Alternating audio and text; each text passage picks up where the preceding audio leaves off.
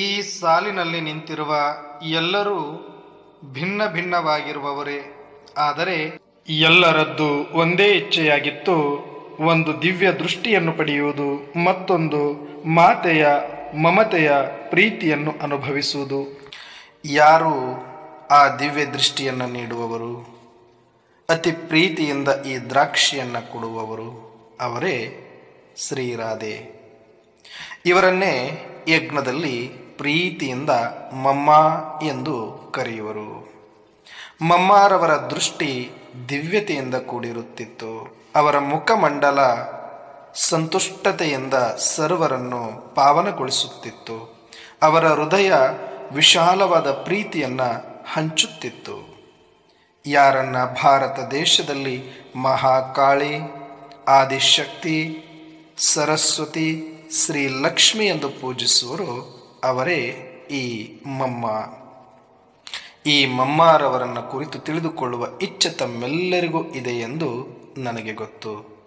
ನಿಮ್ಮೆಲ್ಲರ ಇಚ್ಛೆಯನ್ನು ನಾನು ಈ ದಿನ ಸಂತುಷ್ಟಪಡಿಸುವೆನು, ಏಕೆಂದರೆ ನಾನಾಗಿರುವೆನು ಅನುಭವ. ನಾನು ಈ ಒಂದು ಸತ್ಯ ಕಥಾಮೃತವನ್ನು ತಮ್ಮೆಲ್ಲರಿಗೂ ತಿಳಿಸುತ್ತೇನೆ. ಆದಿಶಕ್ತಿಯ ಆದಿದೇವಿಯ ಈ ಕೃತಾಮೃತವನ್ನು ಹೇಳುವೆನು, ಬನ್ನಿ. ತಾವೆಲ್ಲರೂ ಈ ಆದಿದೇವಿ ದೇವಿ ಪುರಾಣವನ್ನು ಕೇಳುವುದರಿಂದ ತಮ್ಮ ಎಲ್ಲ ಕಷ್ಟಗಳು ದೂರವಾಗುತ್ತವೆ ಎಂಬುದು ಇಂದಿಗೂ ಕೂಡ ಆ ಪಾರಾಯಣವನ್ನು ಮಾಡುತ್ತಾರೆ. ಆದರೆ ಚೈತನ್ಯವಾದ ಆ ಸತ್ಯ ದೇವಿಯ ಆದಿಶಕ್ತಿ ಎಂಥದ್ದು ಎನ್ನುವುದನ್ನು ಈ ದಿನ ನಾನು ನಿಮಗೆ ತಿಳಿಸಿಕೊಡುವೆನು. ನಾನು ಅನುಭವ ಆಗಿರುವೆನು.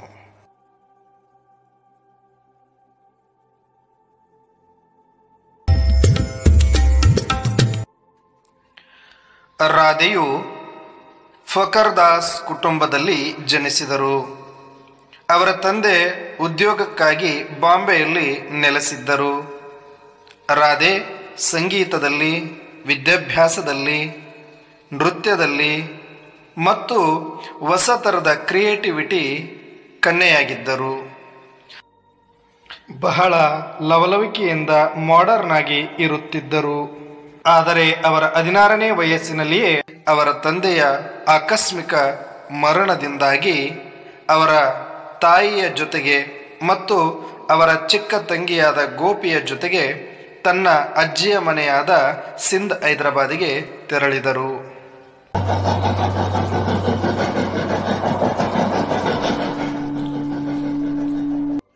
ಸಿಂಧ್ ಹೈದರಾಬಾದದಲ್ಲಿ ಆಗ ತಾನೇ ಓಂ ಮಂಡಳಿ ಸತ್ಸಂಗವು ಆರಂಭವಾಗಿತ್ತು.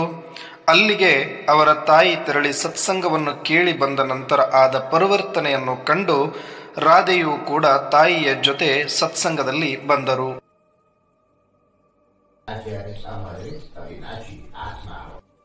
ಆಗ ರಾಧೆಯು ಬ್ರಹ್ಮ ಬಾಬಾರವರನ್ನು ನೋಡುತ್ತಲೇ ಹೀಗಂದುಕೊಂಡರು, ಇಲ್ಲಿ ಯಾವುದೋ ಒಂದು ಅಲೌಕಿಕ ಶಕ್ತಿ ಇದೆ ಎಂದು ತಿಳಿದಿತು.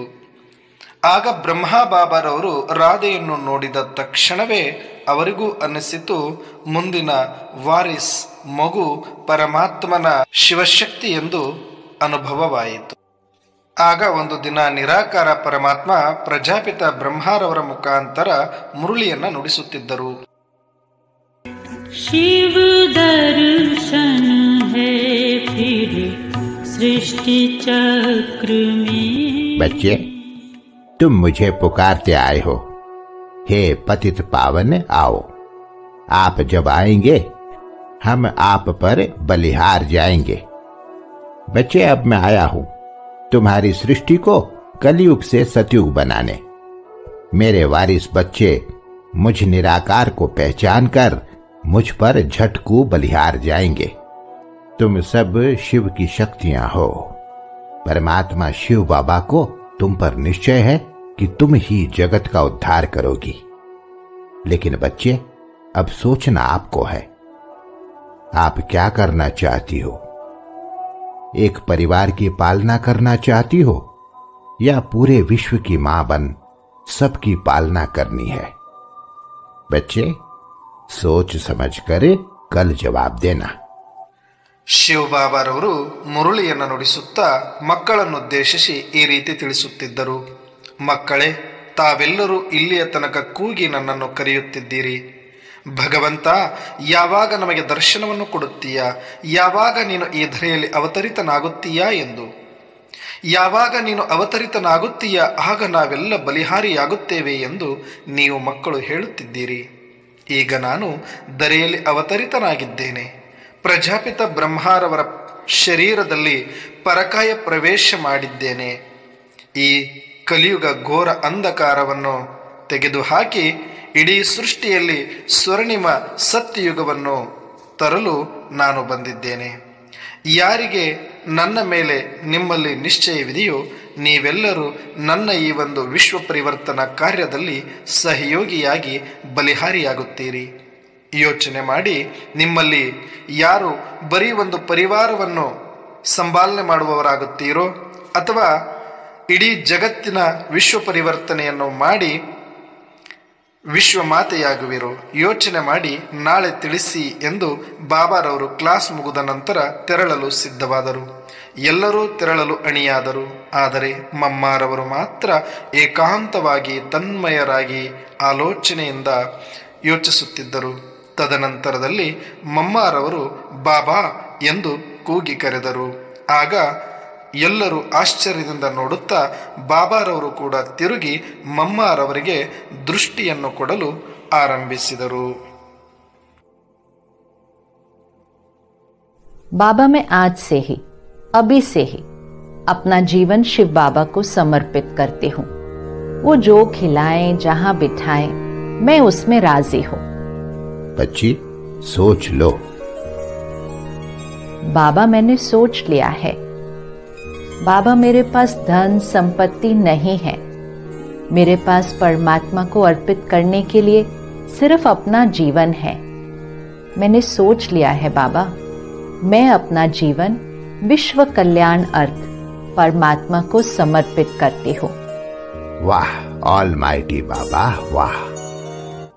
ಮಮ್ಮಾರವರು ಮರುಕ್ಷಣವೇ ನುಡಿದರು, ಬಾಬಾ, ನಾನು ಈ ಕ್ಷಣದಿಂದಲೇ ಪರಮಾತ್ಮ ಶಿವ ತಂದೆಗೆ ಜೀವನವನ್ನು ಸಮರ್ಪಣೆ ಮಾಡುತ್ತಿದ್ದೇನೆ ಎಂದು ಹೇಳಿದರು.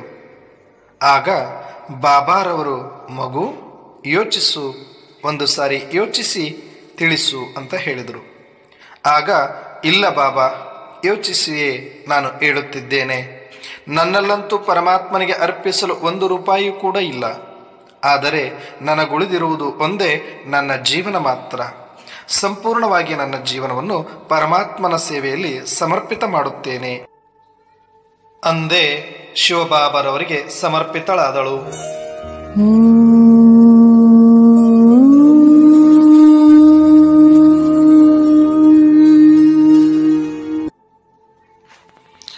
ರಾಧೆಯು ಓಂ ಧ್ವನಿಯನ್ನು ಎಷ್ಟು ಮಧುರವಾಗಿ ಮಾಡುತ್ತಿದ್ದರು ಎಂದರೆ ಅವರ ಓಂ ಧ್ವನಿಯನ್ನು ಕೇಳುತ್ತಲೇ ಅನೇಕರು ನಿರಾಕಾರ ಶಿವನ ಅನುಭವವನ್ನು ಮಾಡುತ್ತಿದ್ದರು. ಕೆಲವರು ಸತ್ಯಯುಗದ ಸಾಕ್ಷಾತ್ಕಾರಗಳನ್ನು ಮಾಡಿಕೊಳ್ಳುತ್ತಿದ್ದರು. ಹಾಗಾಗಿ ಅವರನ್ನು ಅಂದಿನಿಂದ ಓಂ ರಾಧೆ ಎಂದು ಕರೆಯಲು ಆರಂಭಿಸಿದರು. ಬ್ರಹ್ಮಬಾಬರವರು ತಮ್ಮ ಎಲ್ಲ ಸಂಪತ್ತನ್ನು 8 ಜನಗಳ ಕನ್ಯೆಯರ ಟ್ರಸ್ಟ್ ಅನ್ನು ಮಾಡಿ ಸಮರ್ಪಣೆ ಮಾಡಿದರು. 400 ಜನ ಕನ್ಯೆಯರ ಸಂಪಾಲನೆಗಾಗಿ ರಾಧೆಯನ್ನು ನಿಮಿತ್ತ ಮಾಡಿದರು. ಓಂ ರಾಧೆ ಅಂದಿನಿಂದ ಜಗನ್ಮಾತೆಯಾಗಿ ಜವಾಬ್ದಾರಿಯನ್ನು ವಹಿಸಿಕೊಂಡರು. माँ की ममता क्या होती है, माँ तुझ में हमने देखा. मम्मा कपड़े सारे धो दिए हैं. सबसे पहले मैंने आपको मम्मा कहना शुरू किया, फिर बच्चे, बड़े, बाबा भी, और अब तो आपकी माँ भी आपको मम्मा कहती है. शिव बाबा ने इन्हें हम सभी की माँ नियुक्त किया है ना. माँ भी और सखी भी. निर्मल शांता, चलो आज आपको गाड़ी खुद ही शुरू करनी होगी. मैं याद नहीं दिलाऊंगी. योगी को बार बार याद नहीं दिलाना पड़ता. ಅಂದಿನಿಂದ ಓಂ ರಾಧೆ ಇಡೀ ಯಜ್ಞದ ಜವಾಬ್ದಾರಿಯನ್ನು ತೆಗೆದುಕೊಂಡು ಪ್ರತಿಯೊಂದು ಮಗುವಿಗೂ ಕೂಡ ಪಾಲನೆಯನ್ನು ಕೊಡಲು ಆರಂಭಿಸಿದರು. ಅವರು ಪ್ರೀತಿ ಎಷ್ಟಿರುತ್ತಿತ್ತು ಎಂದರೆ ಅವರ ವಯಸ್ಸು ಚಿಕ್ಕದಾದರೂ ಹೃದಯ ವಿಶಾಲವಾಗಿತ್ತು, ಅವರ ಬುದ್ಧಿಯೂ ಕೂಡ ಅಷ್ಟೇ ವಿಶಾಲವಾಗಿತ್ತು. ಹಾಗಾಗಿ ನಿರ್ಮಲಾ ಶಾಂತ ದಾದೀಜಿಯವರು ಅವರನ್ನು ಮೊಟ್ಟ ಮೊದಲ ಬಾರಿಗೆ ಮಮ್ಮ ಎಂದು ಸಂಬೋಧಿಸತೊಡಗಿದರು. ಅದಾದ ನಂತರ ಎಲ್ಲರೂ ಕೂಡ ಅವರನ್ನು ಮಮ್ಮ ಮಮ್ಮ ಎಂದು ಕರೆಯಲಾರಂಭಿಸಿದರು. ಅಂದರೆ ತಾಯಿಯ ಪ್ರೀತಿಯನ್ನು ಎಲ್ಲರೂ ಕೂಡ ಅನುಭವ ಮಾಡುತ್ತಿದ್ದರು. ಮಮ್ಮ ಪ್ರತಿಯೊಂದು ಕೆಲಸವನ್ನು ಮೊದಲು ತಾವು ಮಾಡುತ್ತಿದ್ದರು ಮತ್ತು ಅಚ್ಚುಕಟ್ಟಾಗಿ ಮಾಡುತ್ತಿದ್ದರು, ಮಾಡಿ ಎಲ್ಲರಿಗೂ ಕೂಡ ತೋರಿಸುತ್ತಿದ್ದರು. ಬರೀ ಏಳಿ ಮಾಡಿಸುವವರಾಗಿರಲಿಲ್ಲ. ಪ್ರತಿಯೊಂದು ಗಾಡಿ ನಡೆಸುವುದಾಗಿರಬಹುದು, ಪಾತ್ರೆ ತೊಳೆಯುವುದಾಗಿರಬಹುದು, ಮುರುಳಿ ಮಾಡುವುದಾಗಿರಬಹುದು. आप इसका कोट सिल दोगी? मम्मा, मुझे कोट सिलना नहीं आता। आपको शर्ट सिलना आता है? हाँ जी। फिर कोट में क्या बड़ी बात है? पहले ही ना कह दिया तो सीखने की शक्ति खत्म हो जाती है। हाँ जी कहना। हाँ जी, ये आपका हिम्मत का एक कदम है। फिर देखो शिव बाबा कैसे आपको पदम गुणा मदद करते हैं। कुंज, गेहूं साफ करना था, पूरा हो गया? जी मम्मा। ये दाने तो यहीं गिरे हुए हैं। मम्मा, ये तो बस थोड़े से दाने हैं। नहीं कुंज, ये साधारण गेहूं के दाने नहीं हैं। ये परमात्मा शिव के भंडारे के दाने हैं। एक एक दाना एक एक मोहर के बराबर है। शिव बाबा से प्यार माना शिव बाबा के यज्ञ से प्यार। यज्ञ के पाई पैसे का, एक एक दाने का हमेशा सम्मान करना कुंज। माँ तुझ में हमने देखा। ಮಮ್ಮಾರವರು ಒಂದು ಬಟ್ಟೆಯನ್ನು ತೆಗೆದುಕೊಂಡು ಬಂದು, ನಿನಗೆ ಕೋಟ್ ಹೊಲಿಯಲು ಬರುತ್ತದೆಯಲ್ಲವೇ ಎಂದು ಕೇಳಿದರು. ಆಗ ಆ ಅಕ್ಕವರು ಹೇಳಿದರು, ಇಲ್ಲ ಮಮ್ಮ, ನನಗೆ ಬರುವುದಿಲ್ಲ ಎಂದು. ಆಗ ಮಮ್ಮ ಕೇಳಿದರು, ನಿನಗೆ ಶರ್ಟ್ ಹೊಲಿಯಲು ಬರುತ್ತದೆಯಲ್ಲವೇ, ಅಂಗಿ ಹೊಲಿಯಲು ಬರುತ್ತದೆಯಲ್ಲವೇ? ಹಾಂ ಮಮ್ಮ, ಬರುತ್ತದೆ. ಹಾಗಾದರೆ ಇದರಲ್ಲಿ ಏನು ದೊಡ್ಡ ಮಾತಿದೆ? ಯಾವುದೇ ಒಂದು ಕಾರ್ಯವನ್ನು ಮಾಡುವ ಮೊದಲು ಗೊತ್ತಿಲ್ಲ ಎಂದು ಹೇಳಿದಾಗ ನರ್ಧ ಶಕ್ತಿಯು ಅಲ್ಲೇ ನಾಶವಾಗುತ್ತದೆ. ಪ್ರತಿಯೊಂದು ಕಾರ್ಯವನ್ನು ಕೂಡ ಮಾಡುವ ಮೊದಲು ಹಾ ಎಂದರೆ ಸಾಕು, ಶಕ್ತಿ ಬರುತ್ತದೆ ಎಂದು ತಿಳಿಸುತ್ತಿದ್ದರು. ಆಗ ಮಮ್ಮಾರವರು ಪ್ರತಿಯೊಂದು ಕಾರ್ಯದ ಮೇಲೆ ಗಮನ ವಹಿಸುತ್ತಿದ್ದರು. ಅಲ್ಲಿ ದವಸ ಧಾನ್ಯಗಳು ಒಂದಷ್ಟು ಕೆಳಗಡೆ ಬಿದ್ದಿತ್ತು. ಆಗ ಕುಂಜ್ ಬೆಹಂಜಿಗೆ ಕೇಳ್ತಾರೆ, ಕುಂಜ್, ಇಲ್ಲಿ ಧಾನ್ಯಗಳು ಬಿದ್ದಿದೆಯಲ್ವಾ ಎಂದು. ಅದೇನು ಸ್ವಲ್ಪ ಮಾತ್ರ ಇದೆ ಮಮ್ಮ ಎಂದು ಹೇಳಿದರು. ಯಾವುದು ಕೂಡ ಸ್ವಲ್ಪ ಅಲ್ಲ, ಇದು ಸಾಮಾನ್ಯವಾದ ದವಸ ಧಾನ್ಯಗಳಲ್ಲ, ಸ್ವಯಂ ಪರಂಪಿತ ಪರಮಾತ್ಮನ ಭಂಡಾರವಾಗಿದೆ. ಒಂದೊಂದು ಕಾಳು ಸಹ ಒಂದೊಂದು ರಾಸಿಗೆ ಸಮವಾಗಿದೆ. ಹಾಗಾಗಿ ಯಜ್ಞದ ಮೇಲೆ ಪ್ರೀತಿ, ಶಿವಬಾಬರವರ ಮೇಲಿನ ಪ್ರೀತಿ ಎಂದರೆ ಪ್ರತಿಯೊಂದು ಯಜ್ಞದ ವಸ್ತುವಿನ ಮೇಲೆ ನಮಗೆ ನಿಗಾ ಇರಬೇಕು ಎಂದು ಕುಂಜ್ ದಾದೀಜಿಯವರಿಗೆ ತಿಳಿಸಿಕೊಟ್ಟರು. ಈ ರೀತಿಯಾಗಿ ಪ್ರತಿಯೊಂದು ಮಗುವಿಗೆ ಯಜ್ಞದ ಕರ್ತವ್ಯದ ಬಗ್ಗೆ ತಿಳಿಸಿಕೊಡುತ್ತಿದ್ದರು. ಹೀಗೆ ಮಮ್ಮಾರವರು ಪ್ರತಿಯೊಂದರಲ್ಲೂ ಬ್ಯಾಲೆನ್ಸ್ ಅನ್ನು ಮಾಡುತ್ತಿದ್ದರು. ಪ್ರತಿಯೊಂದು ಕರ್ತವ್ಯವನ್ನು ಬಹಳ ಅಚ್ಚುಕಟ್ಟಾಗಿ ನಿಭಾಯಿಸುತ್ತಿದ್ದರು. ಮಮ್ಮ ಅನ್ನಪೂರ್ಣೆಯಾಗಿ ಭಂಡಾರವನ್ನು ಸಂಭಾಲಿಸುತ್ತಿದ್ದರು. ಜ್ಞಾನ ಸರಸ್ವತಿಯಾಗಿ ಮುರುಳಿಯನ್ನು ನುಡಿಸುತ್ತಿದ್ದರು. ಶಕ್ತಿಯಾಗಿ ಯಜ್ಞವನ್ನು ರಕ್ಷಿಸುತ್ತಿದ್ದರು. ಮಮ್ಮ ಸರ್ವವೂ ಆಗಿದ್ದರು. ओम मंडली के लिए कोर्ट का नोटिस आया है। ಓಂ ಮಂಡಳಿಗೆ ಪೋಸ್ಟ್ ಮುಖಾಂತರ ಒಂದು ಕರೆಯೋಲೆ ಬಂದಿತ್ತು. ಅದು ಓಂ ಮಂಡಳಿಯ ವಿರುದ್ಧ ಕೆಲವರು ಕಂಪ್ಲೇಂಟ್ ಅನ್ನು ಮಾಡಿದ್ದರು. ಓಂ ಮಂಡಳಿಯಲ್ಲಿ ಶಿವನ ಆದೇಶದಂತೆ ಬ್ರಹ್ಮಚರ್ಯ ವ್ರತವನ್ನು, ಪವಿತ್ರತೆಯ ವ್ರತವನ್ನು ಕೈಗೊಂಡಿದ್ದರು. ಆಗ ಚಿಕ್ಕ ಚಿಕ್ಕ ಕನ್ಯೆಯರೆಲ್ಲ ವಿವಾಹಿತರಾಗದೆ ಭಗವಂತನಿಗೆ ಸಮರ್ಪಿತರಾಗುವುದನ್ನು ಸಹಿಸಲಾಗದೆ ಅವರನ್ನು ಹೇಗಾದರೂ ಮಾಡಿ ಇಲ್ಲಿಂದ ಓಡಿಸಬೇಕು ಅಥವಾ ಅವರನ್ನು ಎದುರಿಸಬೇಕು ಎಂದು ಕೆಲವರು ಕಂಪ್ಲೇಂಟ್ ಅನ್ನು ಕೊಟ್ಟಿದ್ದರು. ऑर्डर ऑर्डर, आज की कार्यवाही शुरू की जाए। माय लॉर्ड, मैं ओम मंडली के खिलाफ कोर्ट में केस पेश करना चाहता हूं, इसलिए उनकी तरफ से किसी को कटघरे में बुलाया जाए। इजाजत है। ओम राधे हाजिर हो। इस पवित्र गीता पर हाथ रखकर कसम खाओ कि मैं ओम राधे ईश्वर परमात्मा को हाजिर नाजिर जानकर शपथ लेती हूं कि जो कहूंगी सच कहूंगी, सच के सिवा कुछ नहीं कहूंगी। जज साहब, मैं इन आंखों से तो आपको ही हाजिर नाजिर देख रहे हो, भगवान को तो इन आंखों से देख नहीं सकती, तो मैं ये झूठी कसम कैसे लूं कि मैं भगवान को हाजिर नाजिर देखती हूं?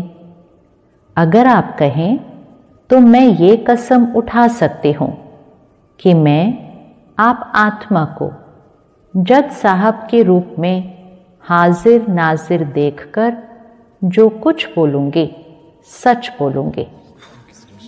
क्या कह रही है ये? पता नहीं। अरे रुको, सुनने तो दो। मैं कोई भगवान थोड़ी ही हूं कि आप मेरी कसम उठाएंगी। भगवान के नाम पर कसम उठाना ये इस कोर्ट का लॉ है। हम इस विधान को तोड़ नहीं सकते। जज साहब, आप खुद ही कहते हैं कि सच बोलो। मुझे यहाँ ईश्वर हाजिर नाजिर नहीं दिखाई देते, बल्कि यही दिखाई देता है कि आजकल हर एक के मन में काम क्रोध आदि विकार ही भरे हुए हैं।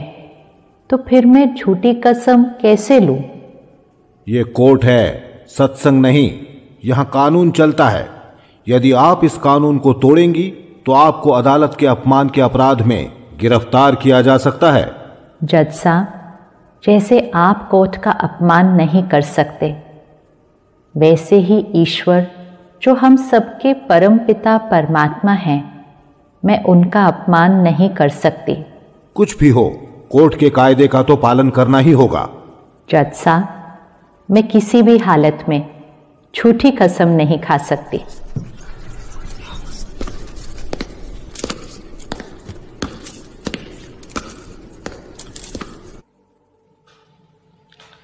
ಜಡ್ಜ್ ಸಾಹೇಬರ ಆದೇಶದಂತೆ ಮಮ್ಮಾರವರ ವಿಚಾರಣೆ ಆರಂಭವಾಯಿತು. ಅದಕ್ಕೂ ಮೊದಲು ಸಂಪ್ರದಾಯದಂತೆ ಮಮ್ಮಾರವರ ವಿಚಾರಣೆ ಆರಂಭಿಸುವ ಮುನ್ನ ಒಂದು ಭಗವದ್ಗೀತೆಯನ್ನು ಮುಂದೆ ಇಟ್ಟು ಆಗ ಹೇಳಿದರು, ನೋಡಿ, ಸರ್ವಾಂತರ್ಯಾಮಿಯಾಗಿರುವ ಪರಮಾತ್ಮನನ್ನು ಸಾಕ್ಷಿಯಾಗಿಟ್ಟುಕೊಂಡು ಭಗವಂತನ ಮೇಲೆ ಪ್ರಮಾಣ ಮಾಡಿ ನಾನು ಹೇಳುವುದೆಲ್ಲ ಸತ್ಯವೆಂದು ಈ ಭಗವದ್ಗೀತೆಯನ್ನು ಮುಟ್ಟಿ ಪ್ರಮಾಣಿಸಿ ಎಂದು ಹೇಳುತ್ತಾರೆ. ಆಗ ತಕ್ಷಣವೇ ಮಮ್ಮಾರವರು ಗಂಭೀರತೆಯಿಂದ ಶಾಂತಚಿತ್ತತೆಯಿಂದ ಅವರಿಗೆ ತಿಳಿಸುವರು, ನೋಡಿ, ಭಗವಂತ ಸರ್ವಾಂತರ್ಯಾಮಿ ಅಲ್ಲ. ಭಗವಂತ ಎಲ್ಲ ಕಡೆಯೂ ನನಗೇನು ಕಾಣಿಸುತ್ತಿಲ್ಲ. ಪರಮಾತ್ಮ ನಿರಾಕಾರ. ಬೇಕಾದರೆ ಸಾಕಾರದಲ್ಲಿರುವ ತಮ್ಮೆಲ್ಲರ ಮೇಲೆ ತಾವು ಅನುಮತಿ ಕೊಟ್ಟರೆ ನಾನು ಪ್ರಮಾಣ ಮಾಡಿ ಸತ್ಯವನ್ನೇ ಹೇಳುತ್ತೇನೆ. ಬದಲಾಗಿ ಪರಮಾತ್ಮನ ಮೇಲೆ ನಾನು ಸಾಕ್ಷಿಯಾಗಿಟ್ಟುಕೊಂಡು ಸರ್ವಾಂತರ್ಯಾಮಿ ಎಂದು ಸುಳ್ಳು ಹೇಳಲು ಆಗುವುದಿಲ್ಲ ಎಂದು ಹೇಳುತ್ತಾರೆ. ನೋಡಿ, ಬೋಧನೆ ಮಾಡಲು ಇದು ಸತ್ಸಂಗವಲ್ಲ, ಇದು ಕೋರ್ಟ್. ಇಲ್ಲಿನ ಆದೇಶವನ್ನು ನೀವು ಪಾಲಿಸಲೇಬೇಕು, ಇಲ್ಲದಿದ್ದರೆ ಕಠಿಣ ಶಿಕ್ಷೆಯಾಗುವುದು ಎಂದು ಹೇಳುತ್ತಾರೆ. ಆ ಹೆದರಿಕೆಗೂ ಕೂಡ ಹೆದರಿಸದೆ ಮಮ್ಮಾರವರು ಯಾವುದೇ ಕಾರಣಕ್ಕೂ ಹೆದರದೆ ಹೇಗೆ ನೀವು ಕೋರ್ಟಿನ ನಿಯಮಗಳನ್ನು ಮೀರಲು ಸಾಧ್ಯವಿಲ್ಲವೋ ಹಾಗೆಯೇ ನಾನು ಕೂಡ ನನ್ನ ಆತ್ಮದ ತಂದೆಯಾದ ಪರಮಪಿತ ಪರಮಾತ್ಮ ಪರಮಧಾಮ ನಿವಾಸಿ ಅವರಿಗೂ ನಾನು ಅವಮಾನ ಮಾಡಲು ಸಾಧ್ಯವಿಲ್ಲ ಎಂದು ಹೇಳುತ್ತಾರೆ. ಯಾವುದೇ ಸಮಯದಲ್ಲಾಗಲು ಯಾವುದೇ ಪ್ರಸಂಗ ಬಂದರೂ ಪರವಾಗಿಲ್ಲ, ನಾನು ಪ್ರಮಾಣ ಮಾಡುವುದಿಲ್ಲ ಎಂದು ತಿರಸ್ಕರಿಸುತ್ತಾರೆ. ಆದರೆ ಪೊಲೀಸರು ಮಮ್ಮಾರವರಿಗೆ ಕೋಳ ತೊಡಿಸಲು ಹೊರಟರು. ಆದರೆ ಅವರಿಗೆ ಮನಸ್ಸಿರಲಿಲ್ಲ. ಆದರೆ ಇದೆಲ್ಲವನ್ನು ಕೂಡ ನಾನು ನೋಡುತ್ತಿದ್ದೆ, ಏಕೆಂದರೆ ನಾನು ಅನುಭವ ಆಗಿರುವೆನು. ನನಗೆ ಇದೆಲ್ಲವೂ ಕೂಡ ಅರ್ಥವಾಗುತ್ತಿತ್ತು. ಆಗ ಅವರನ್ನು ಬಂಧಿಸಲು ಹೋದರೂ ಸಹ ಎದರದ ಮಮ್ಮಾರವರನ್ನು ನೋಡಿದ್ದಂಗಾಗಿ ಜಡ್ಜರವರು ಅವರನ್ನು ಬಂಧಿಸದಂತೆ ಕೋಳ ತೊಡಿಸದಂತೆ ನಿಲ್ಲಿಸಿದರು. ಮತ್ತೆ ನೀವು ಹೇಳುವುದೆಲ್ಲವೂ ಕೂಡ ಸತ್ಯವಾಗಿ ಹೇಳಿ ಕೋರ್ಟ್ ವಕೀಲರ ಪ್ರಶ್ನೆಗೆ ಉತ್ತರವನ್ನು ಕೊಡಿ ಎಂದು ಕಲಾಪವನ್ನು ಮುಂದುವರಿಸಲು ಆದೇಶಿಸಿದರು. क्या ये सच है कि ओम मंडली में घर बार रिश्ते नाते छोड़ने को कहा जाता है? जी नहीं, ये सच नहीं है। परमात्मा हमें विकारों को छोड़ने की शिक्षा देते हैं, न कि घर छोड़ने की। तो फिर लोग घर क्यों छोड़ रहे हैं? ओम मंडली में सिर्फ बाबा और कुछ परिवार अपनी इच्छा से रहते हैं। बाकी सब अपने घर में रहते हुए रोज ज्ञान सुनने आते हैं। रही बात हम कन्याओं की, हम सब अपने परिवार से अनुमति पत्र लेकर आए हैं। अब यह बताइए कि आप सब इतना रोकने पर भी घर बार छोड़ ओम मंडली में क्यों चली गई? जब पुरुष संन्यास लेते हैं और घर बार छोड़ जाते हैं तो उन पर मुकदमा क्यों नहीं होता? उनसे ये प्रश्न क्यों नहीं पूछा जाता? भगवान के लिए तो नर नारी एक समान हैं।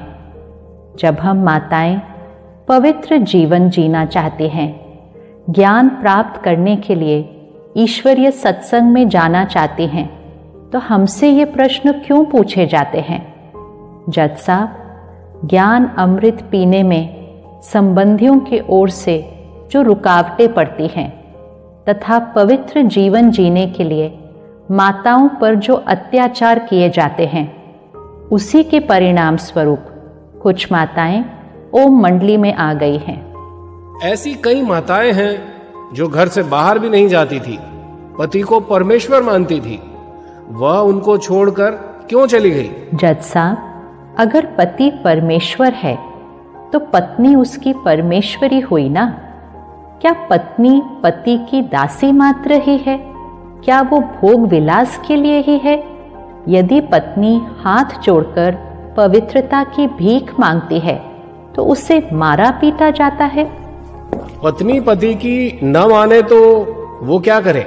जज साहब, नारी के भी कुछ अधिकार होते हैं। जब भी कोई पीड़ित नारी हमारे पास आई, हमने फौरन उसके पति को तार भेजी है। अगर सरकार उनकी सुरक्षा की जिम्मेवारी ले, उन्हें पवित्र जीवन जीने की स्वतंत्रता दिलाए, तो वो आज ही वापस घर चली जाएंगी। इस बात को हल करने से पहले तो ये फैसला हो कि कंजुगल राइट्स हैं क्या। श्रीमद् भागवत गीता में कहा गया है कि काम महाशत्रु है। इसको आप अधिकार कहते हैं? भारतीय सभ्यता में तो ब्रह्मचर्य पर बल दिया गया है। क्या अधिकार और अपराध में कोई फर्क नहीं रह गया? ये पतित काम हम नहीं करेंगे। यहाँ कानून की बात हो रही है और ये शास्त्रों की बात कर रही हैं।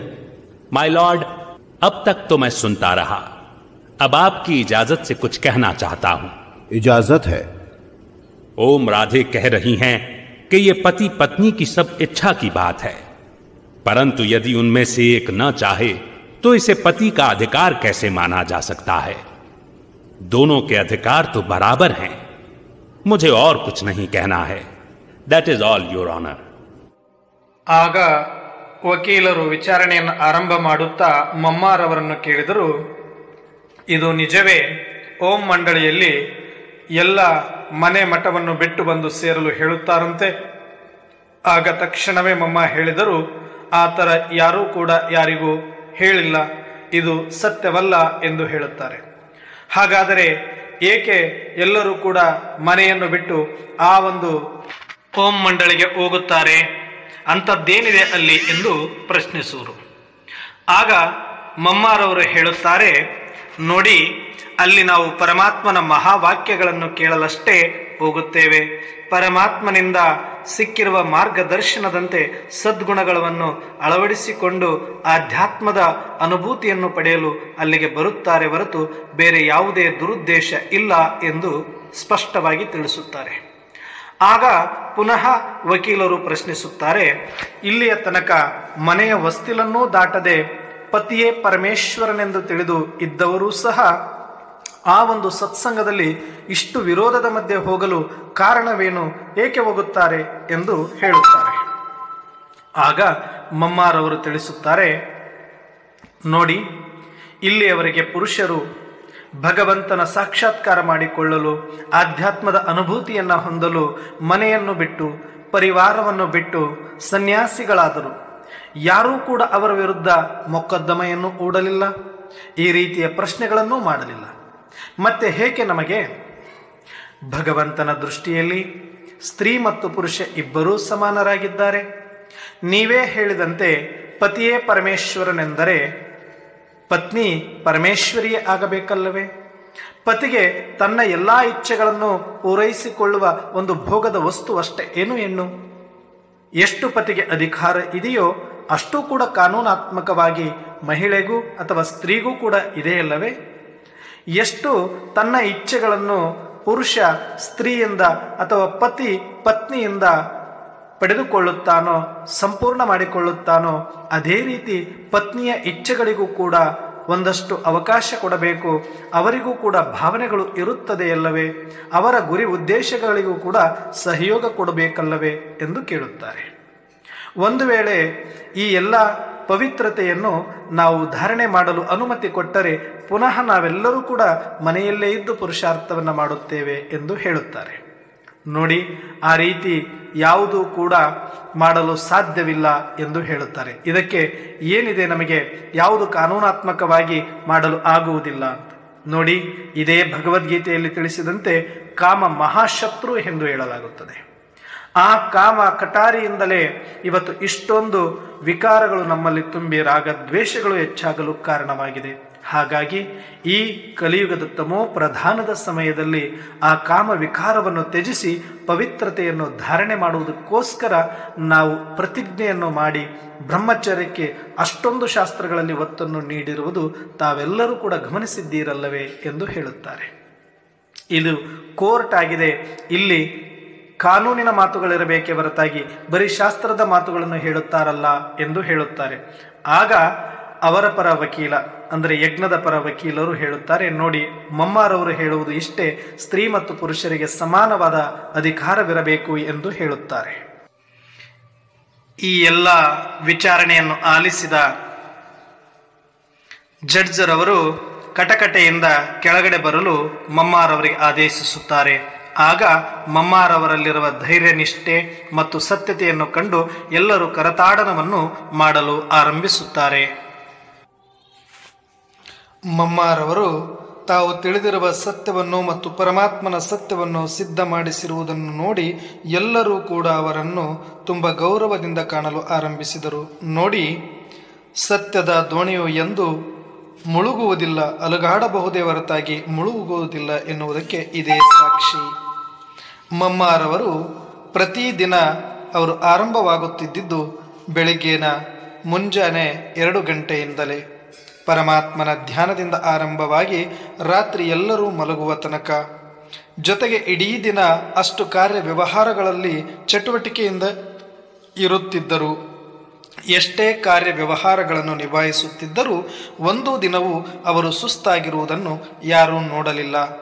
ಏಕೆಂದರೆ ಇದೆಲ್ಲದಕ್ಕೂ ಕಾರಣ ಪರಮಾತ್ಮನ ಮೇಲೆ ಇರುವ ಪ್ರೀತಿ, ಯಜ್ಞದ ಕರ್ತವ್ಯ ಮತ್ತು ಸರ್ವರು ಕೊಡುತ್ತಿದ್ದ ಸಹಯೋಗದಿಂದ ಮಮ್ಮಾರವರು ಇದ್ದರು.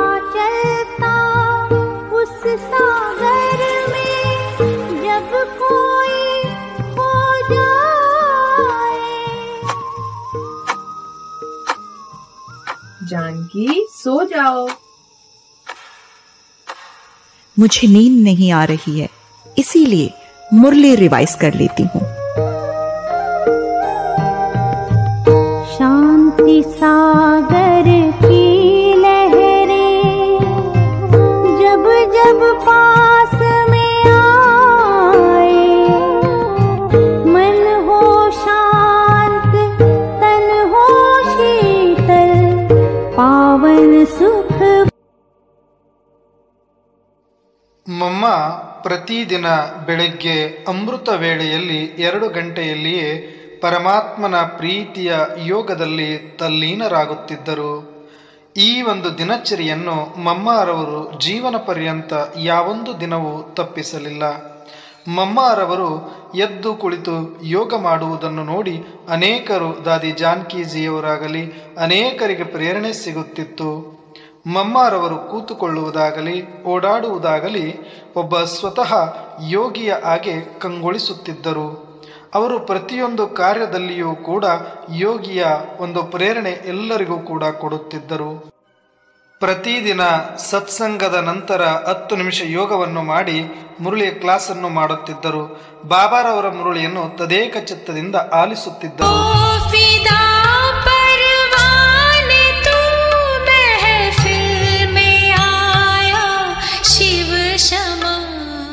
ये नॉलेज ही है नर से नारायण, नारी से लक्ष्मी बनने की. ऊंचते ऊंच हीरा बनाने वाला शिव बाबा है. उनकी ये डिब्बी है. रथ कहो, पुरानी जूती कहो, सबसे पुरानी जूती ये है. ಬ್ರಹ್ಮಬಾಬರವರು ಮುರಳಿಯನ್ನು ನುಡಿಸುತ್ತಾ ತಿಳಿಸುತ್ತಿದ್ದರು, ನಮ್ಮೆಲ್ಲರನ್ನು ವಜ್ರ ಸಮಾನರನ್ನಾಗಿ ಮಾಡುವವರು ನಿರಾಕಾರ ಶಿವಪರಮಾತ್ಮನಾಗಿದ್ದಾರೆ. ಆತ್ಮವು ವಜ್ರವಾಗಿದೆ, ಶರೀರ ಅದರ ಒಂದು ಪೆಟ್ಟಿಗೆ ಆಗಿದೆ. ಹಾಗೆಯೇ ಶಿವಪರಮಾತ್ಮನ ರಥ ಅಂತಾದರೂ ಕರೀರಿ, ಇಲ್ಲ ಹಳೆಯ ಚಪ್ಪಲಿ ಅಂತಾದರೂ ಕರೀರಿ, ನಾನು ಅಥವಾ ಈ ಶರೀರ ಪರಮಾತ್ಮನ ರಥವಾಗಿದೆ ಅಷ್ಟೇ ಎಂದು ನಿರಹಂಕಾರತನದಿಂದ ಹೇಳುತ್ತಿದ್ದರು. ಮಮ್ಮಾರವರ ಚಿಕ್ಕ ತಂಗಿಯಾದ ಗೋಪಿ ಜ್ವರದಿಂದ ಬಳಲಿ ಶರೀರವನ್ನು ತ್ಯಾಗ ಮಾಡಿದರು. ಆ ಸಮಯದಲ್ಲಿ ಭಾರತ ದೇಶದಲ್ಲಿ ಮೊಟ್ಟ ಮೊದಲ ಬಾರಿಗೆ ಇಡೀ ಇತಿಹಾಸದಲ್ಲಿಯೇ ಒಂದು ಶವಕ್ಕೆ ಭುಜವನ್ನು ಮಹಿಳೆಯರು ಕೊಟ್ಟಿದ್ದರು. ನಂತರ ಸಂಪೂರ್ಣ ಶವ ಸಂಸ್ಕಾರವನ್ನು ಕೂಡ ಮಾಡಿದರು. ಆಗ ಮಮ್ಮಾರವರು ಹೇಳುತ್ತಿದ್ದರು, ಯಾವುದೇ ಕಾರಣಕ್ಕೂ ಅಳಬಾರದು, ಅಳುವುದರಿಂದ ನಮ್ಮ ಶಕ್ತಿ ನಾಶವಾಗುತ್ತದೆ ಅಷ್ಟೇ ಎಂದು ಎಲ್ಲರಿಗೂ ಧೈರ್ಯವನ್ನು ತುಂಬಿದರು. ಜೊತೆಗೆ ಇಂದಿನಿಂದ ನಾವು ಪ್ರತಿಜ್ಞೆಯನ್ನು ಮಾಡೋಣ, ಯಾವುದೇ ಕಾರಣಕ್ಕೂ ಯಾರೇ ಶರೀರ ಬಿಟ್ಟರೂ ಸಹ ನಾವು ಅಳಬಾರದು ಎಂದು. ಜೊತೆಗೆ ಆತ್ಮವು ಅಮರವಾಗಿದೆ, ಶರೀರ ಮಾತ್ರ ನಮ್ಮಿಂದ ದೂರವಾಗಿರಬಹುದು, ಆದರೆ ಸದಾ ಕಾಲಕ್ಕಾಗಿ ನಮ್ಮೆಲ್ಲರ ಜೊತೆ ಆತ್ಮ ಇರುತ್ತದೆ ಎಂದು ಸಮಾಧಾನಪಡಿಸಿದರು. ಜೊತೆಗೆ ಎಲ್ಲ ಕಾರ್ಯ ಕ್ರಿಯೆಗಳನ್ನು ಮುಗಿಸಿ ತಾವೇ ಸ್ವತಃ ಮುಂದೆ ನಿಂತು ಮಮ್ಮಾರವರೇ ತನ್ನ ತಂಗಿಯ ಶವ ಸಂಸ್ಕಾರವನ್ನು ಕೂಡ ಮಾಡಿದರು. ಯಾಕೆಂದರೆ ಇದು ಅಂತಿಮ ಸಮಯವಾಗಿದೆ.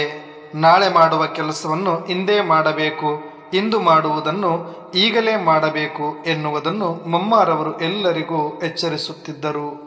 ಭಾರತ ಪಾಕಿಸ್ತಾನ ವಿಂಗಡಣೆಯಾದ ನಂತರ ಕರಾಚಿಯಿಂದ ಭಾರತದ ರಾಜಸ್ಥಾನ ಮೌಂಟ್ ಅಬುಗೆ ಯಜ್ಞವು ಸ್ಥಳಾಂತರವಾಯಿತು. ಒಂದು ದಿನ ಹೃದಯ ಪುಷ್ಪದಾದೀಜಿಯವರಿಗೆ ಜ್ವರ ಮತ್ತು ಬಲಹೀನತೆಯಿಂದ ತಲೆ ಸುತ್ತು ಬಂದು ಬಿದ್ದರು. ಅದಾದ ನಂತರ मम्मा, आप बच्ची का ध्यान रखेंगी. 2 दिन हर घंटे 3 चम्मच पानी पिलाना. उसके अगले 2 दिन हर घंटे 3 चम्मच पानी और 3 चम्मच दूध. 5वें दिन 2-2 चम्मच खिचड़ी खिलाना. मम्मा, अब मैं बिल्कुल ठीक हूँ, मैं खुद खा लूंगी. आप शिव बाबा को याद करते हुए प्यार से खिचड़ी खाओ. मम्मा तो सिर्फ बाबा के डायरेक्शन पर चल रही है. जब बाबा कहेंगे कि आप खुद खा सकते हैं तो मम्मा आपको नहीं खिलाएगी. अच्छा, आज रात्रि को 10 बजे आप मेरे कमरे में आना. जी मम्मा. ಆಗ ಬಾಬಾರವರು ಹೃದಯ ಪುಷ್ಪದಾದೀಜಿಯ ಆರೋಗ್ಯವನ್ನು ವಿಚಾರಿಸಲು ಬಂದಾಗ ಬಾಬಾರವರು ಮಮ್ಮಾರವರಿಗೆ ಸಲಹೆಯನ್ನು ಕೊಟ್ಟರು. ಮೊದಲ 2 ದಿನ ದಿನಕ್ಕೆ 3 ಚಮಚ ನೀರನ್ನು ಕೊಡು. ತದನಂತರ 2 ದಿನ 3 ಚಮಚ ನೀರು 3 ಚಮಚ ಹಾಲನ್ನು ಕೊಡು. ಅದಾದ ನಂತರವೇ 1-2 ಸ್ಪೂನು ದಿನಕ್ಕೆ ಗಂಜಿಯನ್ನು ಕೊಡು ಅಂತ ಆಜ್ಞೆಯನ್ನು ಮಾಡಿದರು. ಅದಾದ ನಂತರ ಮಮ್ಮ ಬಾಬಾರವರ ಆಜ್ಞೆಯಂತೆ ತುಂಬ ಪ್ರೀತಿಯಿಂದ ಪಾಲನೆಯನ್ನು ಕೊಟ್ಟರು. ಆಗ ಹೃದಯ ಪುಷ್ಪದಾದಿ, ಮಮ್ಮ ಈಗ ನಾನು ಚೆನ್ನಾಗಿದ್ದೀನಿ, ನಾನೇ ತಿಂತಾ ಇದ್ದೀನಿ, ಕೊಡಿ ನಾನೇ ತಿನ್ನುತ್ತೇನೆ ಅಂತ ಕೇಳ್ತಾರೆ. ಆದರೆ ಮಮ್ಮ ಹೇಳ್ತಾರೆ, ನೀನೇ ತಿನ್ನುವೆಯಂತೆ, ಆದರೆ ನಾನು ಇಲ್ಲಿ ಬರೀ ಬಾಬಾರವರ ಆಜ್ಞೆಯನ್ನು ಪಾಲನೆ ಮಾಡ್ತಾ ಇದ್ದೇನೆ ಅಷ್ಟೇ ಎಂದು ಹೇಳಿದರು. ನಂತರ ನೀನು ಈ ದಿನ ರಾತ್ರಿ ನನ್ನ ಕೋಣೆಗೆ ಬಾ ಎಂದು ತಿಳಿಸಿದರು. ಆಗ ಹೃದಯ ಪುಷ್ಪದಾದಿ ಎದ್ದು ಮಮ್ಮಾರವರ ಕೊಠಡಿಗೆ ಆ ದಿನ ರಾತ್ರಿ ತೆರಳಿದರು. ಆಗ ಮಮ್ಮಾರವರು ಬಾಬಾರವರ ನೆನಪಿನಲ್ಲಿ ಕುಳಿತು ಶಿವಶಕ್ತಿಯಾಗಿ ಸರ್ವಶಕ್ತಿಗಳನ್ನು ಒಟ್ಟುಗೂಡಿಸಿ ಇಡೀ ದಿನ ರಾತ್ರಿ ಪೂರ್ತಿ ಹೃದಯ ಪುಷ್ಪದಾದೀಜಿಗೆ ದೃಷ್ಟಿಯನ್ನು ಕೊಟ್ಟರು. ಆ ದೃಷ್ಟಿಯಿಂದ ದಾದೀಜಿ ತನ್ನೆಲ್ಲ ಕರ್ಮದ ಲೆಕ್ಕಾಚಾರಗಳನ್ನು ತೀರಿಸಿಕೊಂಡು ಹಗುರತೆಯ ಅನುಭವವನ್ನು ಮಾಡಿದರು.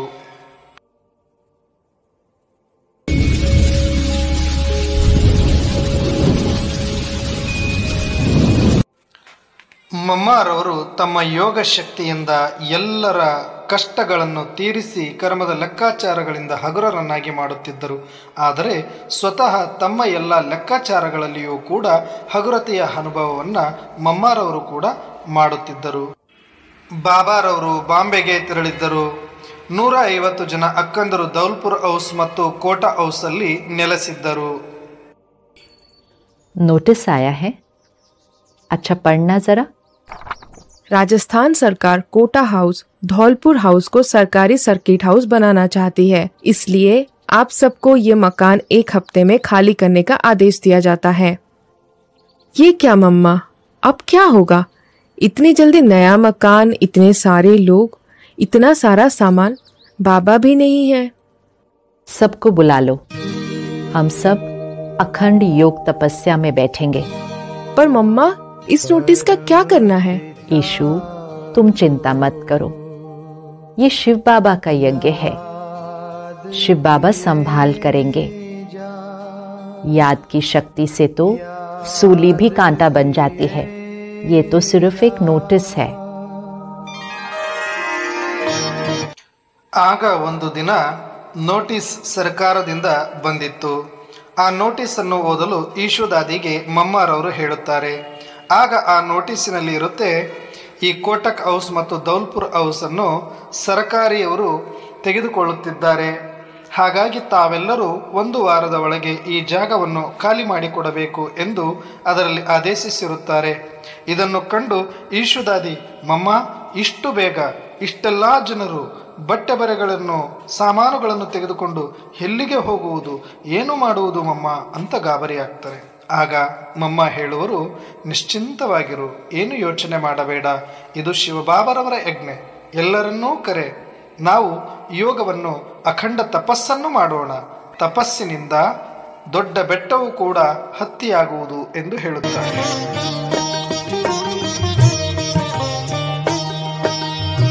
परम पिता को याद किए जा, मुश्किल को आसान किए जा.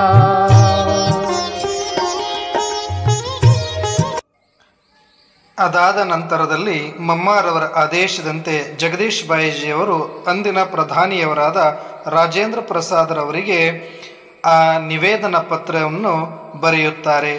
ಆ ಪತ್ರವನ್ನು ನೋಡಿ ಪ್ರಧಾನಮಂತ್ರಿಯವರ ಆದೇಶದಂತೆ ಮತ್ತೊಂದು ತಿಂಗಳ ಕಾಲಾವಕಾಶವನ್ನು ಕೊಡುತ್ತಾರೆ. ನಮ್ಮ ಒಂದು ದೃಢ ಸಂಕಲ್ಪ ಅಸಂಭವವನ್ನು ಸಂಭವ ಮಾಡಿಸುತ್ತೆ ಎನ್ನುವುದಕ್ಕೆ ಇದೇ ಉದಾಹರಣೆ. ಆಗ ಮಮ್ಮಾರವರು ಶಿವಶಕ್ತಿಯಾಗಿ ಎಲ್ಲ ವಿಘ್ನಗಳನ್ನು ನಿವಾರಣೆ ಮಾಡುತ್ತಿದ್ದರು. ಒಂದು ಸಮಯದಲ್ಲಿ ಬೇರೆ ಬೇರೆ ಸ್ಥಳಗಳಲ್ಲಿ ಸೇವೆಯನ್ನು ಆರಂಭಿಸಿದಾಗ ಅಲ್ಲಿ ತೀವ್ರತರವಾದಂಥ ವಿರೋಧವು ಉಂಟವಾಗುತ್ತಿತ್ತು. ಆಗ ಬ್ರಹ್ಮ ಬಾಬಾರವರು ಶಿವಶಕ್ತಿ ಸೇನೆಯ ಸೇನಾಧಿಪತಿಯಾದ ಮಮ್ಮಾರವರನ್ನು ಅಲ್ಲಿಗೆ ಕಳುಹಿಸುತ್ತಿದ್ದರು.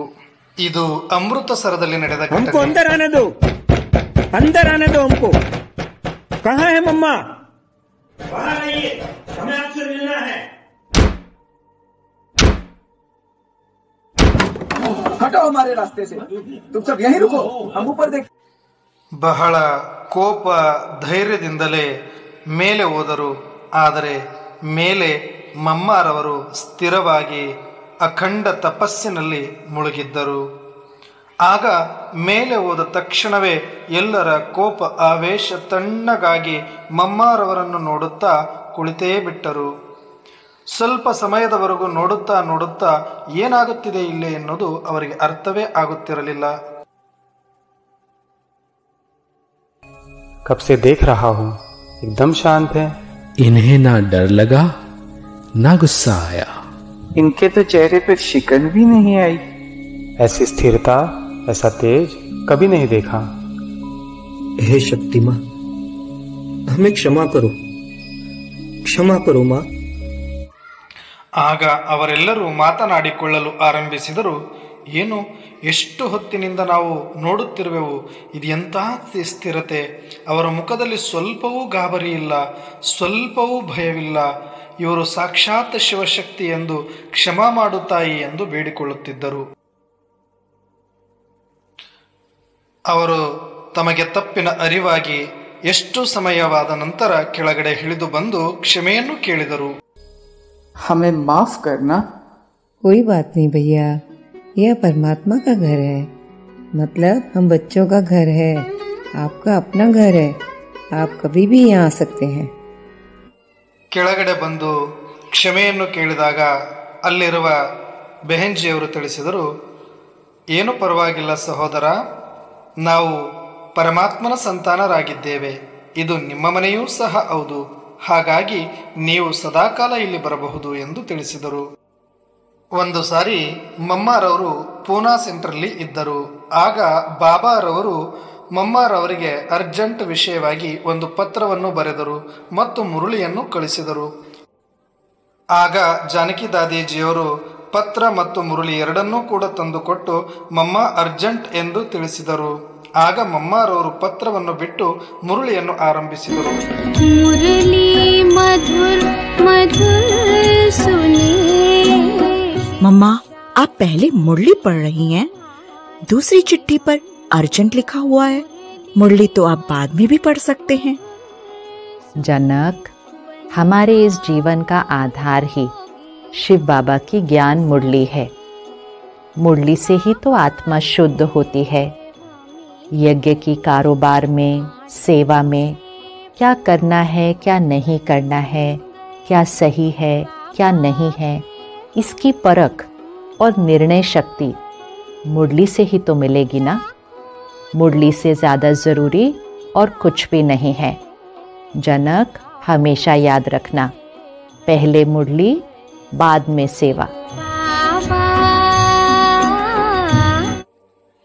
ಆಗ ಜಾನಕಿ ದಾದೀಜಿಯವರು ಕೇಳುತ್ತಾರೆ, ಮಮ್ಮ, ಬಾಬಾರವರು ಪತ್ರದ ಮೇಲೆ ಅರ್ಜೆಂಟ್ ಎಂದು ಬರೆದಿರುವರು, ಆದರೆ ನೀವು ಮುರುಳಿಯನ್ನು ಓದುತ್ತಿರುವಿರಲ್ಲ ಎಂದು ಕೇಳಿದಾಗ ಆಗ ಮಮ್ಮಾರವರು ತಿಳಿಸುತ್ತಾರೆ, ನೋಡು ಜನಕ್, ನಮಗೆ ಮುಖ್ಯವಾಗಿ ನಮ್ಮ ಜೀವನದ ಆಧಾರವೇ ಮುರುಳಿಯಾಗಿದೆ. ಸ್ವಯಂ ಪರಮಾತ್ಮನ ಮಾರ್ಗದರ್ಶನ, ಯಜ್ಞದ ಸಂಪಾಲನೆ, ಯಜ್ಞದಲ್ಲಿ ನಿರ್ಣಯಗಳು ಮತ್ತು ನಾವು ನಡೆದುಕೊಳ್ಳುವ ರೀತಿ ಎಲ್ಲದಕ್ಕೂ ಕೂಡ ಶ್ರೀಮತ ಸಿಗುವುದು ಮುರುಳಿಯ ಮೇಲೇ ಆಧಾರಿತವಾಗಿದೆ. ಹಾಗಾಗಿ ಮುರುಳಿಗಿಂತ ಅರ್ಜೆಂಟ್ ನಮಗೆ ಇನ್ನಾವುದೂ ಇರಬಾರದು. ಮುರುಳಿಯೇ ನಮಗೆ ಜೀವನಕ್ಕೆ ಆಧಾರ, ಅದಾದ ನಂತರವೇ ಸೇವೆ ಎಂದು ಜಾನಕಿ ದಾದೀಜಿಗೆ ಸಲಹೆಯನ್ನು ನೀಡಿದರು. ಮಮ್ಮಾರವರು ಸದಾ ಇದನ್ನೇ ಅಳವಡಿಸಿಕೊಂಡಿದ್ದರು. ಮುರುಳಿಯ ಜೊತೆ ಪ್ರೇಮ ಇರುವುದೇ ಮುರಳೀಧರನ ಜೊತೆ ನಿಜವಾದ ಪ್ರೇಮವಾಗಿದೆ ಎನ್ನುವುದೇ ಮಹಾಮಂತ್ರವಾಗಿತ್ತು. ಹಾಗಾಗಿ ಸದಾ ಮುರುಳಿಯ ಮೇಲೆ ಬಹಳ ಪ್ರೀತಿ ಮಮ್ಮಾರವರಿಗೆ ಇರುತ್ತಿತ್ತು. ಇನ್ನೊಂದು ಘಟನೆ ಮಧುಬನದಲ್ಲಿ ನಡೆದಿರುವುದು. ಬಾಬಾರವರು ಮಕ್ಕಳನ್ನು ಕಳುಹಿಸಿಕೊಡುತ್ತಿದ್ದರು. ಆಗ ಮಮ್ಮಾರವರನ್ನು ನೆನಪು ಮಾಡಿಕೊಳ್ಳುತ್ತಿದ್ದರು. ಆಗ ಒಬ್ಬ ಸಹೋದರಿ ಬಂದು ಹೇಳುತ್ತಾರೆ, ಮಮ್ಮ, ಬಾಬಾ ನಿಮ್ಮನ್ನು ಕರೆಯುತ್ತಿದ್ದಾರೆ ಎಂದು. ಆಗ ಬಾಬಾರವರು ಹೀಗೆ ಹೇಳುತ್ತಾರೆ, जो बच्चे अभी जा रहे हैं उनके लिए हलवा बना दो। हाँ जी बाबा। मम्मा, इतनी जल्दी हलवा कैसे बनेगा, वो तो निकल रहे हैं। मोहिनी, बाबा ने कहा है तो होना ही है। ಆಗ ಬಾಬಾರವರು ಹೇಳಿದರು, ಈ ಪರಿವಾರ ತೆರಳುತ್ತಿದ್ದಾರೆ ಮಮ್ಮ, ಇವರಿಗೆ ಅಲ್ವ ಮಾಡಿಕೊಡಿ ಎಂದು ಹೇಳುತ್ತಾರೆ. ಆಗ ಬೋಲಿ ದಾದಿ, ಇಷ್ಟು ಬೇಗ ಅಲ್ವ ಹೇಗಾಗುತ್ತೆ, ಅವರು ಎಲ್ಲ ಹೊರಡಲು ರೆಡಿಯಾಗಿದ್ದಾರೆ ಎಂದು ಅಂದುಕೊಳ್ಳುತ್ತಾರೆ. ಆಗ ಮಮ್ಮಾರವರು ಹೇಳಿದರು, ಶಿವಬಾಬರವರ ನೆನಪಿನಲ್ಲಿ ಮಾಡೋಣ, ಶಿವಬಾಬರವರ ಆದೇಶವಿದು ಪಾಲಿಸೋಣ ಎಂದು. ಆಗ ಬೋಲಿ ದಾದಿ ಒಂದು ಸಲ ಅವರನ್ನು ನೋಡುತ್ತಿದ್ದರು, ಅಲ್ವವನ್ನು ನೋಡುತ್ತಿದ್ದರು. मम्मा, वो मेन गेट से निकल चुके हैं।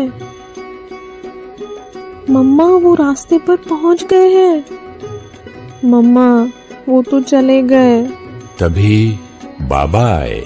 मम्मा, हलवा तैयार है? हाँ जी बाबा, तैयार है। ಬೋಲಿ ದಾದಿ ಗಾಬರಿಯಲ್ಲಿ ಪರಿವಾರದವರೆಲ್ಲ ಹೋಗಿಯೇ ಬಿಟ್ಟರು ಮಮ್ಮ ಎಂದು ಬೇಜಾರಲ್ಲಿದ್ದರು. ಆಗ ಬಾಬಾರವರು ಬಂದು ಮಮ್ಮಾರವರಿಗೆ ಅಲ್ವಾ ಆಯ್ತಾ ಎಂದು ಕೇಳಿದರು. ಹಾ ಬಾಬಾ ಆಯಿತು ಅಂತ ಕೇಳ್ತಾರೆ. ಡಬ್ಬಿಯಲ್ಲಿ ಹಾಕಿಕೊಡು ಅಂತ ಹೇಳಿ ಒಬ್ಬ ಅಣ್ಣಂದಿರನ್ನು ಕಳಿಸಿಕೊಡುತ್ತಾರೆ. ಆದರೆ ಆ ದಿನ ಬರಬೇಕಾದ ಬಸ್ಸು ಸಮಯ ಲೇಟ್ ಆಗಿರುವುದರಿಂದ ಆ ಬಸ್ಸು ಇನ್ನು ಅಲ್ಲಿಯೇ ಇತ್ತು. ಆಗ ಅವರಿಗೆ ಅಲ್ವವನ್ನು ತಲುಪಿಸಿ ಬಂದರು. ಆಗ ಆ ಮಕ್ಕಳು ಬಹಳ ಪ್ರೀತಿಯಿಂದ ಶಿವಬಾಬರವರ ಪ್ರೀತಿಯನ್ನ, ಮಮ್ಮಾರವರ ಸ್ಥಿರತೆಯ ಆ ಒಂದು ಪ್ರೀತಿಯನ್ನ ಅನುಭವಿಸಿ ಕಣ್ಣಲ್ಲಿ ಆನಂದ ಭಾಷ್ಪವನ್ನು ತಂದುಕೊಂಡರು. ಬಾಬಾರವರ ಪ್ರೀತಿ, ಮಮ್ಮಾರವರ ಸ್ಥಿರತೆ ಕಂಡು ಎಲ್ಲರಿಗೂ ಖುಷಿಯಾಗುತ್ತಿತ್ತು. ಪ್ರತಿದಿನ ರಾತ್ರಿ ಕಚೇರಿ ನಡೆಯುತ್ತಿತ್ತು. ಇಡೀ ದಿನದಲ್ಲಿ ಮಾಡಿರುವ ತಪ್ಪುಗಳನ್ನು ಒಪ್ಪಿಕೊಂಡು ಮರಳಿ ಮಾಡದಂತೆ ಪ್ರೇರಣೆಯನ್ನು ಪಡೆದುಕೊಳ್ಳುತ್ತಿದ್ದರು.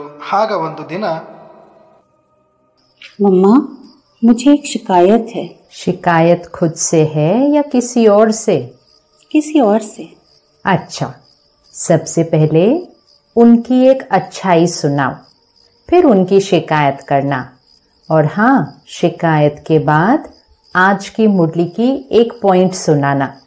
वो बहन सोच में पड़ गई। सुनाओ। कुछ नहीं मम्मा, आज की मुरली में बाबा ने कहा था किसी की कमजोरी का परचिंतन नहीं करना। दूसरा अपनी कमजोरी खत्म करने का पुरुषार्थ कर रहा है, वो अपना किचरा फेंक रहा है। हम उसकी कमजोरी का चिंतन करके उसके फेंके हुए किचड़े को अपने मन चित्त पर रख कर मैला कर लेते हैं। हमेशा अटेंशन अपने पुरुषार्थ पर रखना, दूसरे के संस्कारों पर नहीं। ಆಗ ಒಂದು ದಿನ ಒಬ್ಬ ಸಹೋದರಿ ಮಮ್ಮಾರವರಿಗೆ ಹೇಳುತ್ತಾರೆ, ನಂದೊಂದು ಕಂಪ್ಲೇಂಟ್ ಇದೆ ಮಮ್ಮ ಎಂದು ಹೇಳುತ್ತಾರೆ. ಆಗ ಹಾ ಪರವಾಗಿಲ್ಲ, ಆ ಕಂಪ್ಲೇಂಟ್ ನಿನ್ನ ಮೇಲೆ ಇದೆಯೋ ಅಥವಾ ಬೇರೆಯವರದ್ದು ಎಂದು ಕೇಳುತ್ತಾರೆ. ಇಲ್ಲ ಮಮ್ಮ, ಬೇರೆಯವರದ್ದಾಗಿದೆ ಎಂದು ಹೇಳುತ್ತಾರೆ. ಆಗ ಮಮ್ಮ ಪ್ರೀತಿಯಿಂದ, ಸರಿ ಹಾಗಾದರೆ ಪರವಾಗಿಲ್ಲ, ಯಾರ ಬಗ್ಗೆ ಕಂಪ್ಲೇಂಟ್ ಇದೆಯೋ ಅವರ ಒಂದು ವಿಶೇಷತೆಯನ್ನು ತಿಳಿಸು, ಅದಾದ ನಂತರ ಕಂಪ್ಲೇಂಟ್ ಹೇಳು, ನಂತರ ಮುರಳಿಯ ಒಂದು ಪಾಯಿಂಟನ್ನು ಕೂಡ ಹೇಳು ಅಂತ ಹೇಳ್ತಾರೆ. ಆಗ ಆ ಸಹೋದರಿ ಬಹಳ ಆಲೋಚನೆಯಲ್ಲಿ ಮುಳುಗುತ್ತಾರೆ. ತದನಂತರ ಮಮ್ಮ ಕಂಪ್ಲೇಂಟ್ ಕೇಳಿದಾಗ, ಇಲ್ಲ ಮಮ್ಮ, ಏನೂ ಕಂಪ್ಲೇಂಟ್ ಇಲ್ಲ, ಮುರಳಿಯ ಪಾಯಿಂಟ್ ಇದಾಗಿತ್ತು, ಯಾರ ದೋಷವನ್ನೂ ನೋಡಬಾರದು ಎಂದು ಹೇಳುತ್ತಾರೆ. ಆಗ ಮಮ್ಮ ಸಲಹೆ ಕೊಡುತ್ತಾರೆ, ನೋಡು, ಬೇರೆಯವರು ಬಿಟ್ಟು ಹೋಗಿರುವ ಅಥವಾ ಎಸೆದಿರುವ ಕೊಳಕನ್ನು ನಾವೇಕೆ ಇಟ್ಟುಕೊಳ್ಳಬೇಕು? ಆ ಪರಚಿಂತನೆ ಪರದರ್ಶನವನ್ನು ಬಿಟ್ಟು ನಮ್ಮ ಪುರುಷಾರ್ಥದ ಕಡೆಗೆ ಗಮನ ಕೊಡಬೇಕು ಎಂದು ಸಲಹೆ ಸೂಚನೆಯನ್ನು ಕೊಡುತ್ತಿದ್ದರು. ಈ ಘಟನೆ ಆ ದಿನಗಳದ್ದಾಗಿತ್ತು. ಆ ದಿನ ಮಮ್ಮಾರವರು ಆರೋಗ್ಯ ತಪಾಸಣೆಗಾಗಿ ಚಿಕಿತ್ಸೆಗಾಗಿ ಬಾಂಬೆಗೆ ತೆರಳುತ್ತಿದ್ದರು. ನಿರ್ವಯರ್ ಭಾಯ್, ರಮೇಶ್ ಭಾಯ್, ಉಷಾ ಬೇಂಜಿ ಕೂಡ ಜೊತೆಗಿದ್ದರು. ಆಗ ರಮೇಶ್ ಭಾಯ್ ನಿರ್ವಯರ್ ಭಾಯ್ ಸಂಭಾಷಣೆ ಮಾಡುತ್ತಿದ್ದರು. रमेश भाई, देखा आपने? निर्वैर भाई, हमें भी कुछ ऐसा बनाना चाहिए जिससे बाबा का ज्ञान सबको समझ में आए। हाँ जी, बिल्कुल। मम्मा, आपका क्या ख्याल है? मम्मा शांत थी। मम्मा, आपने वह एडवर्टाइजमेंट देखी? बच्चे, मम्मा जब सेवा पर होती है तभी इस दुनिया में होती है। सेवा खत्म हो जाती है तो मम्मा बाबा की याद में वतन में चली जाती है। और हाँ, सेवा तो शिव बाबा की है, तो प्लान और प्रेरणा भी वही देंगे। जब हुक्म ही हुक्म चला रहा है तो किसी और से क्या प्रेरणा लेना। ಆಗ ಕಾರಲ್ಲಿ ಪ್ರಯಾಣ ಮಾಡುತ್ತಿದ್ದಾಗ ರಮೇಶ್ ಭಾಯ್ ನಿರ್ವಯರ್ ಭಾಯ್ ಒಂದು ದೃಶ್ಯವನ್ನು ನೋಡಿದರು. ತುಂಬ ದೊಡ್ಡದಾದ ಅಡ್ವರ್ಟೈಸ್ಮೆಂಟ್ ಅನ್ನು ನೋಡಿದರು. ಆಗ ರಮೇಶ್ ಭಾಯ್ ಮತ್ತು ನಿರ್ವಯರ್ ಭಾಯ್ ಮಾತನಾಡಿಕೊಂಡರು, ನಾವು ಕೂಡ ಇದೇ ರೀತಿ ಮಾಡಬೇಕು, ಆಗ ಬಾಬಾರವರ ಸಂದೇಶ ಎಲ್ಲರಿಗೂ ತಲುಪುವುದು ಎಂದು ಮಾತನಾಡಿಕೊಂಡು ಮಮ್ಮಾರವರಿಗೆ ತಿಳಿಸಲು ಪ್ರಯತ್ನಿಸಿದರು. ಆಗ ಮಮ್ಮಾರವರು ದೀರ್ಘವಾದ ಬಾಬಾರವರ ನೆನಪಿನಲ್ಲಿ ಇದ್ದರು ಮತ್ತು ಮಮ್ಮ ಹೇಳಿದರು, ನೋಡಿ ರಮೇಶ್ ಭಾಯ್, ಮಮ್ಮ ಯಾವಾಗ ಸೇವೆಯಲ್ಲಿ ಇರುತ್ತಾರೋ ಆಗ ಮಾತ್ರ ಸಾಕಾರದಲ್ಲಿ ಇರುತ್ತಾರೆ. ಉಳಿದ ಸಮಯದಲ್ಲಿ ಬಾಬಾರವರ ನೆನಪಿನಲ್ಲಿ ಪರಮಧಾಮದಲ್ಲಿಯೇ ನನ್ನ ಸ್ಮೃತಿ ಇರುತ್ತದೆ. ನೋಡು, ನಾವು ಆಜ್ಞಾಕಾರಿ ಮಕ್ಕಳು. ಎಲ್ಲ ಪ್ರೇರಣೆಯು ಬಾಬಾರವರೇ ಕೊಡುತ್ತಾರೆ. ಬೇರೆಯವರಿಂದ ಪ್ರೇರಣೆ ತೆಗೆದುಕೊಳ್ಳುವ ಅಗತ್ಯ ಏನಿದೆ ಎಂದು ಸೂಚಿಸಿದರು.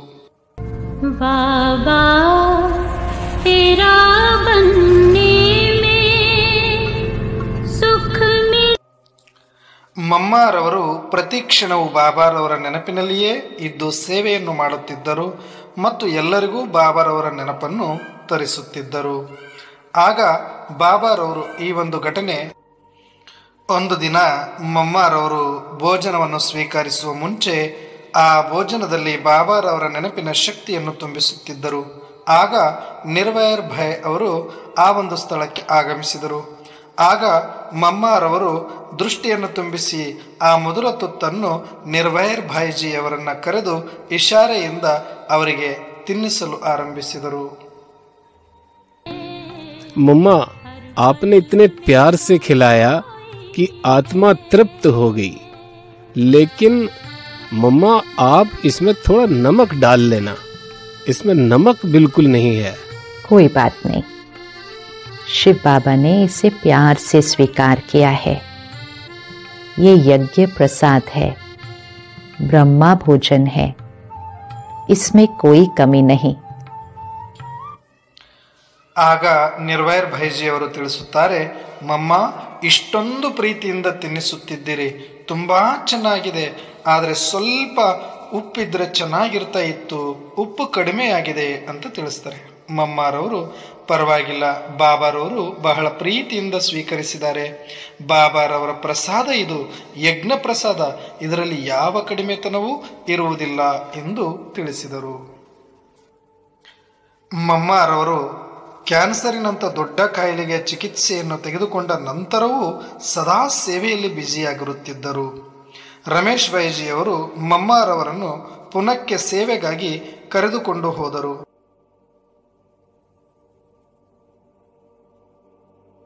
अभी आत्मा को इम्प्योरिटी लगी है, पहले उस इम्प्योरिटी को निकालना है, फिर आत्मा के बल से हर चीज, तत्व आदि सब गोल्डन एजेड स्टेज में आ जाते हैं, परंतु पहले आत्मा की स्टेज बदलती है.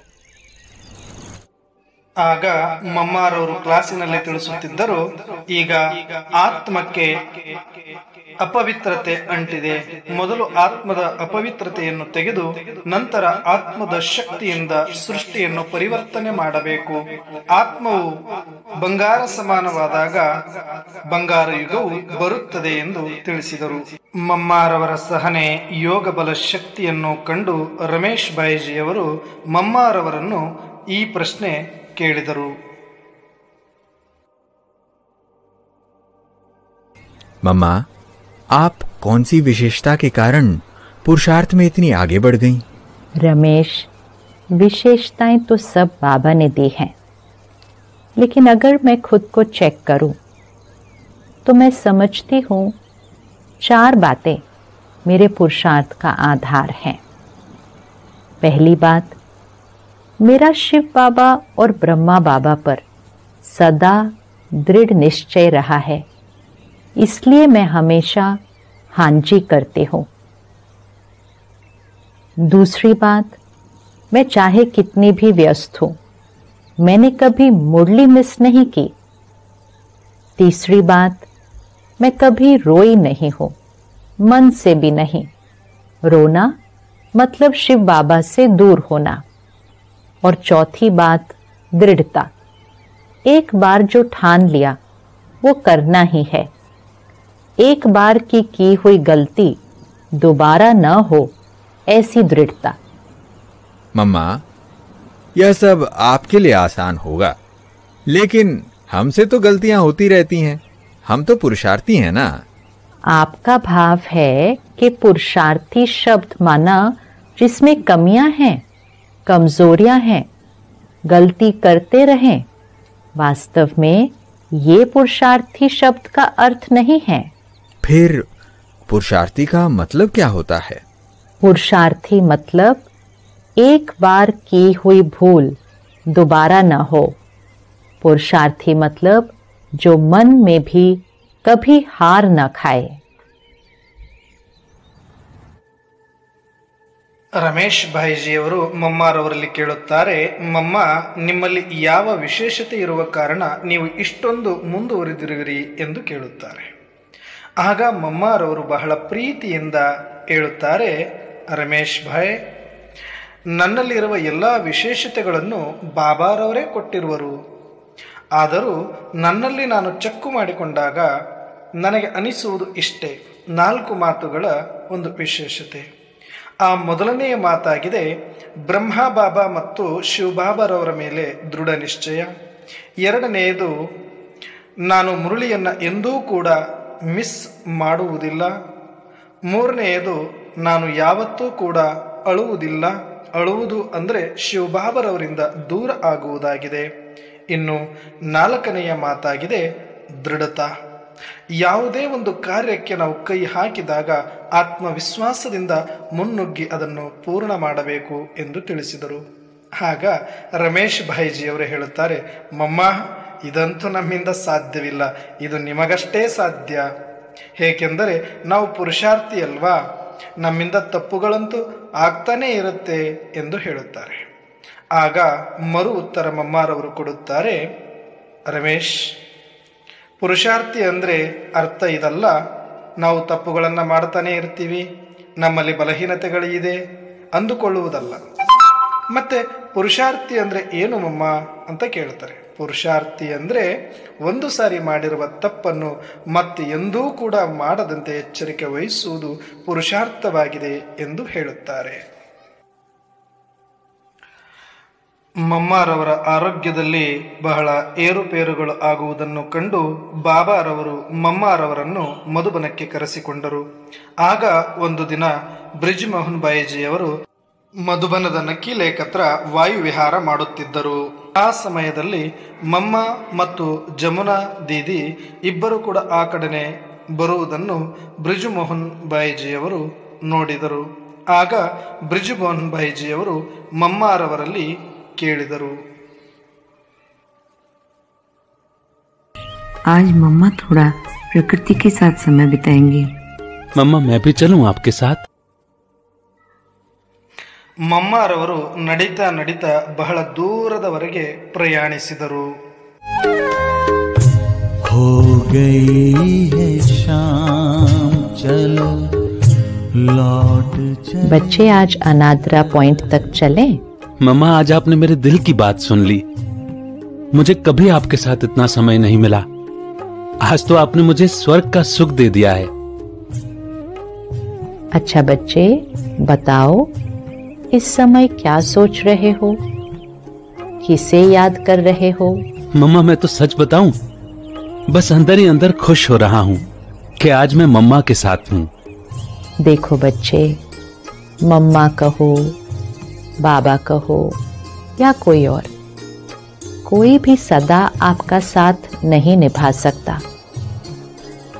समय अनुसार हर एक का सूर्यास्त होना ही है, लेकिन किसका सूर्यास्त कितना सुंदर होता है वो इस बात पर निर्भर करता है कि मन चित्त पर किसी प्रकार का कोई बादल तो नहीं है। समझा बच्चे? और जिसका कनेक्शन ज्ञान सूर्य शिव बाबा के साथ जुड़ा हुआ है वो तो सदा अति इंद्रिय सुख का अनुभव करता है. ಮಮ್ಮಾರವರು ಬ್ರಿಜ್ಮೋಹನ್ ಬಾಯಿಜಿ ಅವರಿಗೆ ತಿಳಿಸಿದರು, ಈ ದಿನ ಸ್ವಲ್ಪ ದೂರದವರೆಗೆ ಪ್ರಯಾಣಿಸೋಣ ಎಂದು. ಆಗ ಬ್ರಿಜ್ಮೋಹನ್ ಬಾಯಿಜಿ ಅವರು ಬಹಳ ಖುಷಿಯಾಗಿ ತಿಳಿಸಿದರು, ಮಮ್ಮ, ಈ ದಿನ ನನ್ನ ಹೃದಯದ ಮಾತು ನಿಮಗೆ ಕೇಳಿಸಿಬಿಟ್ಟಿತು. ನನಗೆ ತುಂಬ ಖುಷಿಯಾಗುತ್ತಿದೆ. ಇಷ್ಟೂ ಸಮಯ ನಿಮ್ಮ ಜೊತೆ ಕಳೆದಿರುವುದು ಯಾವತ್ತೂ ಇಲ್ಲ. ನಾನು ಬಹಳ ಆನಂದವಾಗುತ್ತಿದೆ. ತುಂಬ ಧನ್ಯವಾದ ಮಮ್ಮ ಅಂತ ಬ್ರಿಜ್ಮೋಹನ್ ಬಾಯಿಜಿ ಅವರು ತಿಳಿಸುತ್ತಾರೆ. ಆಗ ನದಿಯ ದಂಡೆಯವರೆಗೆ ಹೋಗಿ ಅಲ್ಲಿ ಕುಳಿತು ಮಮ್ಮಾರವರು ಬ್ರಿಜ್ಮೋಹನ್ ಬಾಯಿಜಿ ಅವರಿಗೆ ತಿಳಿಸುತ್ತಾರೆ, ಈಗ ನಿಮ್ಮ ಯೋಚನೆ ಏನಾಗಿದೆ, ಏನನಿಸುತ್ತದೆ ನಿಮಗೆ ಎಂದು. ಆಗ ಬ್ರಿಜ್ಮೋಹನ್ ಬಾಯಿಜಿ ಅಂತೂ ಬಹಳ ತುಂಬ ಸಂತೋಷವಾಗುತ್ತಿದೆ ಮಮ್ಮ ಅಂತ ಅಷ್ಟು ಮಾತ್ರ ಹೇಳಿದರು. ಆಗ ಮಮ್ಮ ಹೇಳಿದರು, ನೋಡಿ, ಎಲ್ಲರದ್ದು ಒಂದು ದಿನ ಅಂತ್ಯ ಆಗಲೇಬೇಕು, ಎಲ್ಲರದ್ದು ಒಂದು ದಿನ ಸಾಯಂಕಾಲ ಬರಲೇಬೇಕು. ಆದರೆ ಆ ಸೂರ್ಯಾಸ್ತ ಎಷ್ಟು ಸುಂದರವಾಗುವುದು ಎನ್ನುವುದು ಮುಖ್ಯ. ಹಾಗಾಗಿ ನಾವು ಯಾರ ಮೇಲೆ ಆಧಾರಿತರಾಗಬಾರದು. ಮಮ್ಮಾರವರು ಅತಿ ಕಡಿಮೆ ಸಮಯದಲ್ಲಿ ಎಷ್ಟು ದೊಡ್ಡ ಜೀವನದ ರಹಸ್ಯವನ್ನು ತಿಳಿಸಿದರು ಎಂದರೆ, ಮಮ್ಮಾರವರು ಇದೇ ಹೇಳಿದರು, ಒಬ್ಬ ಪರಮಾತ್ಮನ ಮೇಲೆ ಮಾತ್ರ ನಾವು ಆಧಾರಿತವಾಗಿರಬೇಕು, ಯಾವೊಬ್ಬ ಆತ್ಮರ ಮೇಲೆ ಅಲ್ಲ ಎಂಬುದನ್ನು ತಿಳಿಸಿದರು. 23ನೇ ಜುಲೈ ರಾತ್ರಿಯಂದು ಬಾಬಾರವರು ಮಮ್ಮಾರವರಿಗೆ ಈ ರೀತಿಯಾಗಿ ಹೇಳಿದರು. मम्मा, आपने जो अंगूर की बेल लगाई थी उसकी पहली फसल तैयार है. कल सुबह आपने सब बच्चों को खिलानी है. हाँ जी बाबा.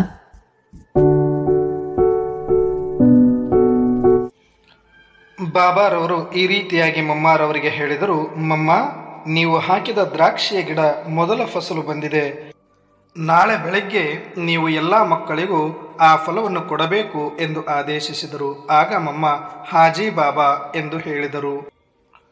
ಹರ್ ಗಡಿ ಅಂತಿಮ ಗಡಿ ಎನ್ನುವ ಮಹಾಮಂತ್ರದಿಂದಲೇ ಮಮ್ಮಾರವರು ಅತಿ ಬೇಗ ಸಂಪನ್ನರಾದರು. ಮಮ್ಮಾರವರು ಎಲ್ಲ ಒಂದು ಮಕ್ಕಳಿಗೆ ತಮ್ಮಲ್ಲಿರುವ ದೃಢತೆಯಿಂದ, ಸಹನೆಯಿಂದ, ಶಾಂತಿಯಿಂದ ಮಾತನಾಡಿಸುತ್ತಿದ್ದರು. ತಮ್ಮ ಯೋಗ ಶಕ್ತಿಯಿಂದ ಕರ್ಮಭೋಗದ ಮೇಲೆ ವಿಜಯವನ್ನು ಪ್ರಾಪ್ತಿ ಮಾಡಿಕೊಂಡಿದ್ದರು. ಅಂತಿಮ ಸಮಯದಲ್ಲೂ ಕೂಡ ಮಮ್ಮಾರವರು ಅದೇ ದಿವ್ಯ ದೃಷ್ಟಿ, ಅದೇ ನಗುಮುಖ, ಅದೇ ಸ್ಥಿರತೆಯನ್ನು ಕಾಪಾಡಿಕೊಂಡಿದ್ದರು.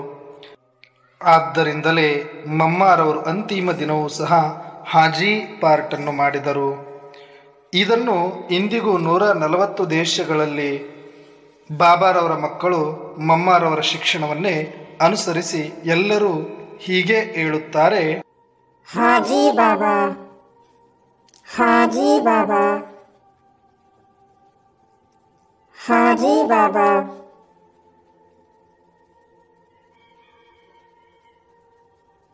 ಹಾಜಿ ಬಾಬಾ, ಹಾಜಿ ಬಾಬಾ, ಹಾಜಿ ಬಾಬಾ, ಹಾಜಿ ಬಾಬಾ, ಹಾಜಿ ಬಾಬಾ, ಹಾಜಿ ಬಾಬಾ.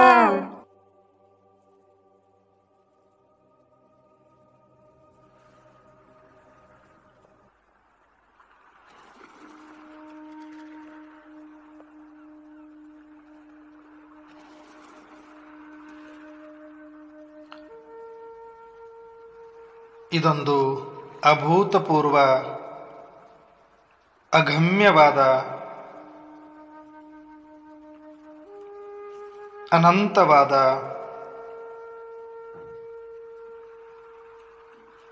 ಅಗಣಿತ ಮಹಿಮೆಯ ಜೀವನ ಚರಿತ್ರೆ. ಇಲ್ಲಿಯ ತನಕ ಭಕ್ತಿ ಮಾರ್ಗದಲ್ಲಿಯೂ ಸಹ ಯಾವ ಒಂದು ದೇವಿಯ ಪುರಾಣವನ್ನು ಕೇಳುವುದರಿಂದ ಜನ್ಮ ಜನ್ಮಾಂತರದ ಪಾಪಗಳು ಭಸ್ಮವಾಗುತ್ತವೆ ಎನ್ನುವ ವಾಡಿಕೆ ಇದೆಯೋ, ಯಾವ ದೇವಿಯ ಮಹಾಮಂತ್ರದಿಂದ ನಮ್ಮೆಲ್ಲರ ಕಷ್ಟಗಳು ದೂರವಾಗುತ್ತವೆ ಎನ್ನುವ ನಂಬಿಕೆ ಇದೆಯೋ, ಯಾವ ದೇವಿಯನ್ನು ಆಹ್ವಾನ ಮಾಡುವುದರಿಂದ ನಮ್ಮ ಬಡತನ ನೀಗುತ್ತದೆ ಎಂದು ಅಚಲವಾದ ವಿಶ್ವಾಸವನ್ನು ಇಟ್ಟಿರುವರು, ಯಾವ ದೇವಿಯ ಪಾರಾಯಣದಿಂದ ಮುಕ್ತಿ ದೊರೆಯುತ್ತದೆ ಎನ್ನುವ ನಂಬಿಕೆಯಿಂದ ನವರಾತ್ರಿಯಲ್ಲಿ ದುರ್ಗೆಯಾಗಿ, ಶ್ರೀ ಲಕ್ಷ್ಮಿಯಾಗಿ, ಆದಿಶಕ್ತಿಯಾಗಿ, ಸರಸ್ವತಿಯಾಗಿ, ಜಗದಾದಂಬವಾಗಿ, ಕಾಳಿಯಾಗಿ ಪೂಜಿಸುವಿರೋ, ಆ ಆದಿದೇವಿ ಜಗದಂಬಾ ಸರಸ್ವತಿ ಶ್ರೀ ಲಕ್ಷ್ಮಿ ಈ ಮಮ್ಮಾರವರೇ ಆಗಿದ್ದಾರೆ. ಇಲ್ಲಿಯ ತನಕ ನಾವು ಅವರ ಪ್ರತಿಮೆಗಳನ್ನು, ಅವರ ಪುರಾಣಗಳನ್ನು ಓದಿಕೊಂಡು ಅವುಗಳಲ್ಲಿ ಮಮ್ಮಾರವರನ್ನು ಕಾಣುವ ಪ್ರಯತ್ನವನ್ನು ಮಾಡಿದ್ದರ ಫಲವಾಗಿ ಅವರ ಮೇಲೆ ತೋರಿರುವ ಅಪಾರವಾದ ಭಕ್ತಿಯ ಪ್ರತಿಫಲವಾಗಿ ಮಮ್ಮಾರವರ ಅಂತಿಮ ಜನ್ಮದಲ್ಲಿ ಅವರ ಚೈತನ್ಯ ಜೀವನವನ್ನು ನೋಡುವ ಕೇಳುವ ಭಾಗ್ಯ ನಮ್ಮೆಲ್ಲರದ್ದಾಗಿದೆ. ಹಾಗಾಗಿ ಜಗತ್ತಿಗೆ ಆ ದೇವಿ, ಆ ಲಕ್ಷ್ಮಿ, ಆ ಸರಸ್ವತಿ ಯಾರು, ಯಾವಾಗ ಈ ಧರೆಯಲ್ಲಿ ಅವತರಿಸಿದ್ದರು ಎನ್ನುವುದು ಇಂದಿಗೂ ಕೂಡ ಯಾರೊಬ್ಬರೂ ಸ್ಪಷ್ಟವಾಗಿ ಅದನ್ನು ತಿಳಿಸದೇ ಇದ್ದರೂ ಆ ಒಂದು ನಂಬಿಕೆ ನಮ್ಮೆಲ್ಲರಲ್ಲಿ ಇತ್ತು. ಆ ಆದಿಶಕ್ತಿ ಮತ್ತೊಮ್ಮೆ ಈ ಜಗದಲ್ಲಿ ಅವತರಣೆಯಾಗಿ ದುಷ್ಟರ ಸಂಹಾರ, ಶಿಷ್ಟರ ರಕ್ಷಣೆ ಮಾಡುವರು ಎನ್ನುವ ವಾಡಿಕೆ ಅಥವಾ ನಂಬಿಕೆ ಇತ್ತು. ಆದರೆ ಜಗದಂಬಾ ಸರಸ್ವತಿ ಮಮ್ಮಾರವರು ಹೇಳುವ ಪ್ರಕಾರ ಯಾರೊಬ್ಬರನ್ನೂ ಕೂಡ ಯಾವ ದೇವತೆಗಳು ಹಿಂಸೆ ಮಾಡುವುದಿಲ್ಲ, ತೊಂದರೆ ಕೊಡುವುದಿಲ್ಲ. ಬದಲಾಗಿ ರಕ್ಕಸರು ಇಲ್ಲಿ ಯಾರೂ ಇಲ್ಲ, ಎಲ್ಲರಲ್ಲಿಯೂ ರಾಕ್ಷಸ ಗುಣಗಳು ಮಾತ್ರ ಇದೆ. ಅವುಗಳೇ ಕಾಮ, ಕ್ರೋಧ, ಲೋಭ, ಮೋಹ, ಅಹಂಕಾರ. ಈ ಎಲ್ಲ ದುರ್ಗುಣಗಳನ್ನು ಬಿಟ್ಟು ಸದ್ಗುಣಗಳನ್ನು ಅಳವಡಿಸಿಕೊಂಡಾಗ ದುರ್ಗತಿಯು ಮುಗಿದು ಸದ್ಗತಿಯು ಆರಂಭವಾಗುತ್ತದೆ ಎನ್ನುವ ಸತ್ಯ ಸಂದೇಶವನ್ನು ಸಾರಿ ನಮ್ಮೆಲ್ಲರಲ್ಲಿರುವ ಆ ದುಷ್ಟ ದುರ್ಯೋಧನ, ರಾವಣ ಎನ್ನುವಂತಹ, ಕೀಚಕ ಎನ್ನುವಂತಹ ಆ ಒಂದು ರಾಕ್ಷಸರ ಹೆಸರುಗಳು ಏನಿದೆ ಅದು ಯಾರೊಬ್ಬರನ್ನೂ ಕೂಡ ಹೀಗಳೆಯುವ ಅಥವಾ ಯಾರೊಬ್ಬರನ್ನು ತೆಗಳುವ ಅಥವಾ ಯಾರೊಬ್ಬರು ಆ ರೀತಿ ಇದ್ದರು ಎಂದಲ್ಲ, ನಮ್ಮಲ್ಲಿರುವ ದುರ್ಗುಣಗಳೇ ಆಗಿವೆ. ದಯವಿಟ್ಟು ತಮ್ಮಲ್ಲಿರುವ ಎಲ್ಲ ದುರ್ಗುಣಗಳನ್ನು, ಅಪವಿತ್ರತೆಯನ್ನು, ವಿಕಾರಗಳನ್ನು ಬಿಟ್ಟು ಬಿಡಿ.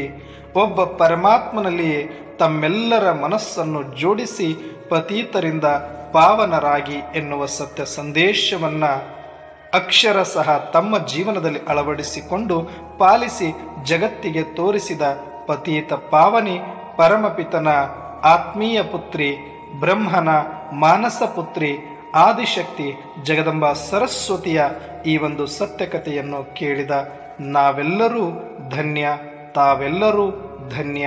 ಹಾಗಾಗಿ ನಮ್ಮೆಲ್ಲರ ಜೀವನವನ್ನು ಉಜ್ವಲಗೊಳಿಸಿಕೊಳ್ಳೋಣ ಮತ್ತು ಜಗತ್ತಿನ ಎಲ್ಲ ಸರ್ವಧರ್ಮದ ಆತ್ಮರ ಜೀವನವನ್ನು ಉಜ್ವಲಗೊಳಿಸಲು ಪಣ ತೊಡೋಣ. ಇಂದಿನಿಂದ ಪಾವಿತ್ರತೆ, ಬ್ರಹ್ಮಚರ್ಯವೇ ನಮ್ಮ ಜೀವನದ ಉಸಿರಾಗಲಿ ಮತ್ತು ಮಮ್ಮಾರವರಂತೆಯೇ ಪ್ರತಿಯೊಂದು ಸತ್ಕಾರ್ಯವನ್ನು ಮಾಡಲು ಹಾಜಿ ಎಂದು ಹೇಳುವ ಮೂಲಕ ಮತ್ತು ಪ್ರತಿ ಸಮಯ ಅಂತಿಮ ಸಮಯ ಎಂದು ಪುರುಷಾರ್ಥವನ್ನು ತೀವ್ರಗೊಳಿಸಿಕೊಳ್ಳೋಣ. ನಮ್ಮ ಜೀವನವನ್ನು ಪಾವನ ಮಾಡಿಕೊಳ್ಳೋಣ. ಓಂ ಶಾಂತಿ, ಓಂ ಶಾಂತಿ, ಓಂ ಶಾಂತಿ. ಪ್ರಜಾಪಿತ ಬ್ರಹ್ಮಕುಮಾರಿ ಈಶ್ವರಿಯ ವಿಶ್ವವಿದ್ಯಾಲಯದಲ್ಲಿ ಕಲಿಸಿಕೊಡಲಾಗುವ ಆತ್ಮ ಪರಮಾತ್ಮನ ಯೋಗವಾದ ರಾಜ್ ಯೋಗವನ್ನು ಕಲಿಯಲು ಬ್ರಹ್ಮಕುಮಾರಿ ಸಂಸ್ಥೆಗೆ ಭೇಟಿ ಕೊಡಿ. ಪ್ರತಿದಿನ 1 ಗಂಟೆಯಂತೆ ಅಲ್ಲಿ ಜ್ಞಾನವನ್ನು ಕೇಳಿ ಯೋಗವನ್ನು ಕಲಿತು ಜೀವನವನ್ನು ಉದ್ಧಾರ ಮಾಡಿಕೊಳ್ಳಿ. ಓಂ ಶಾಂತಿ.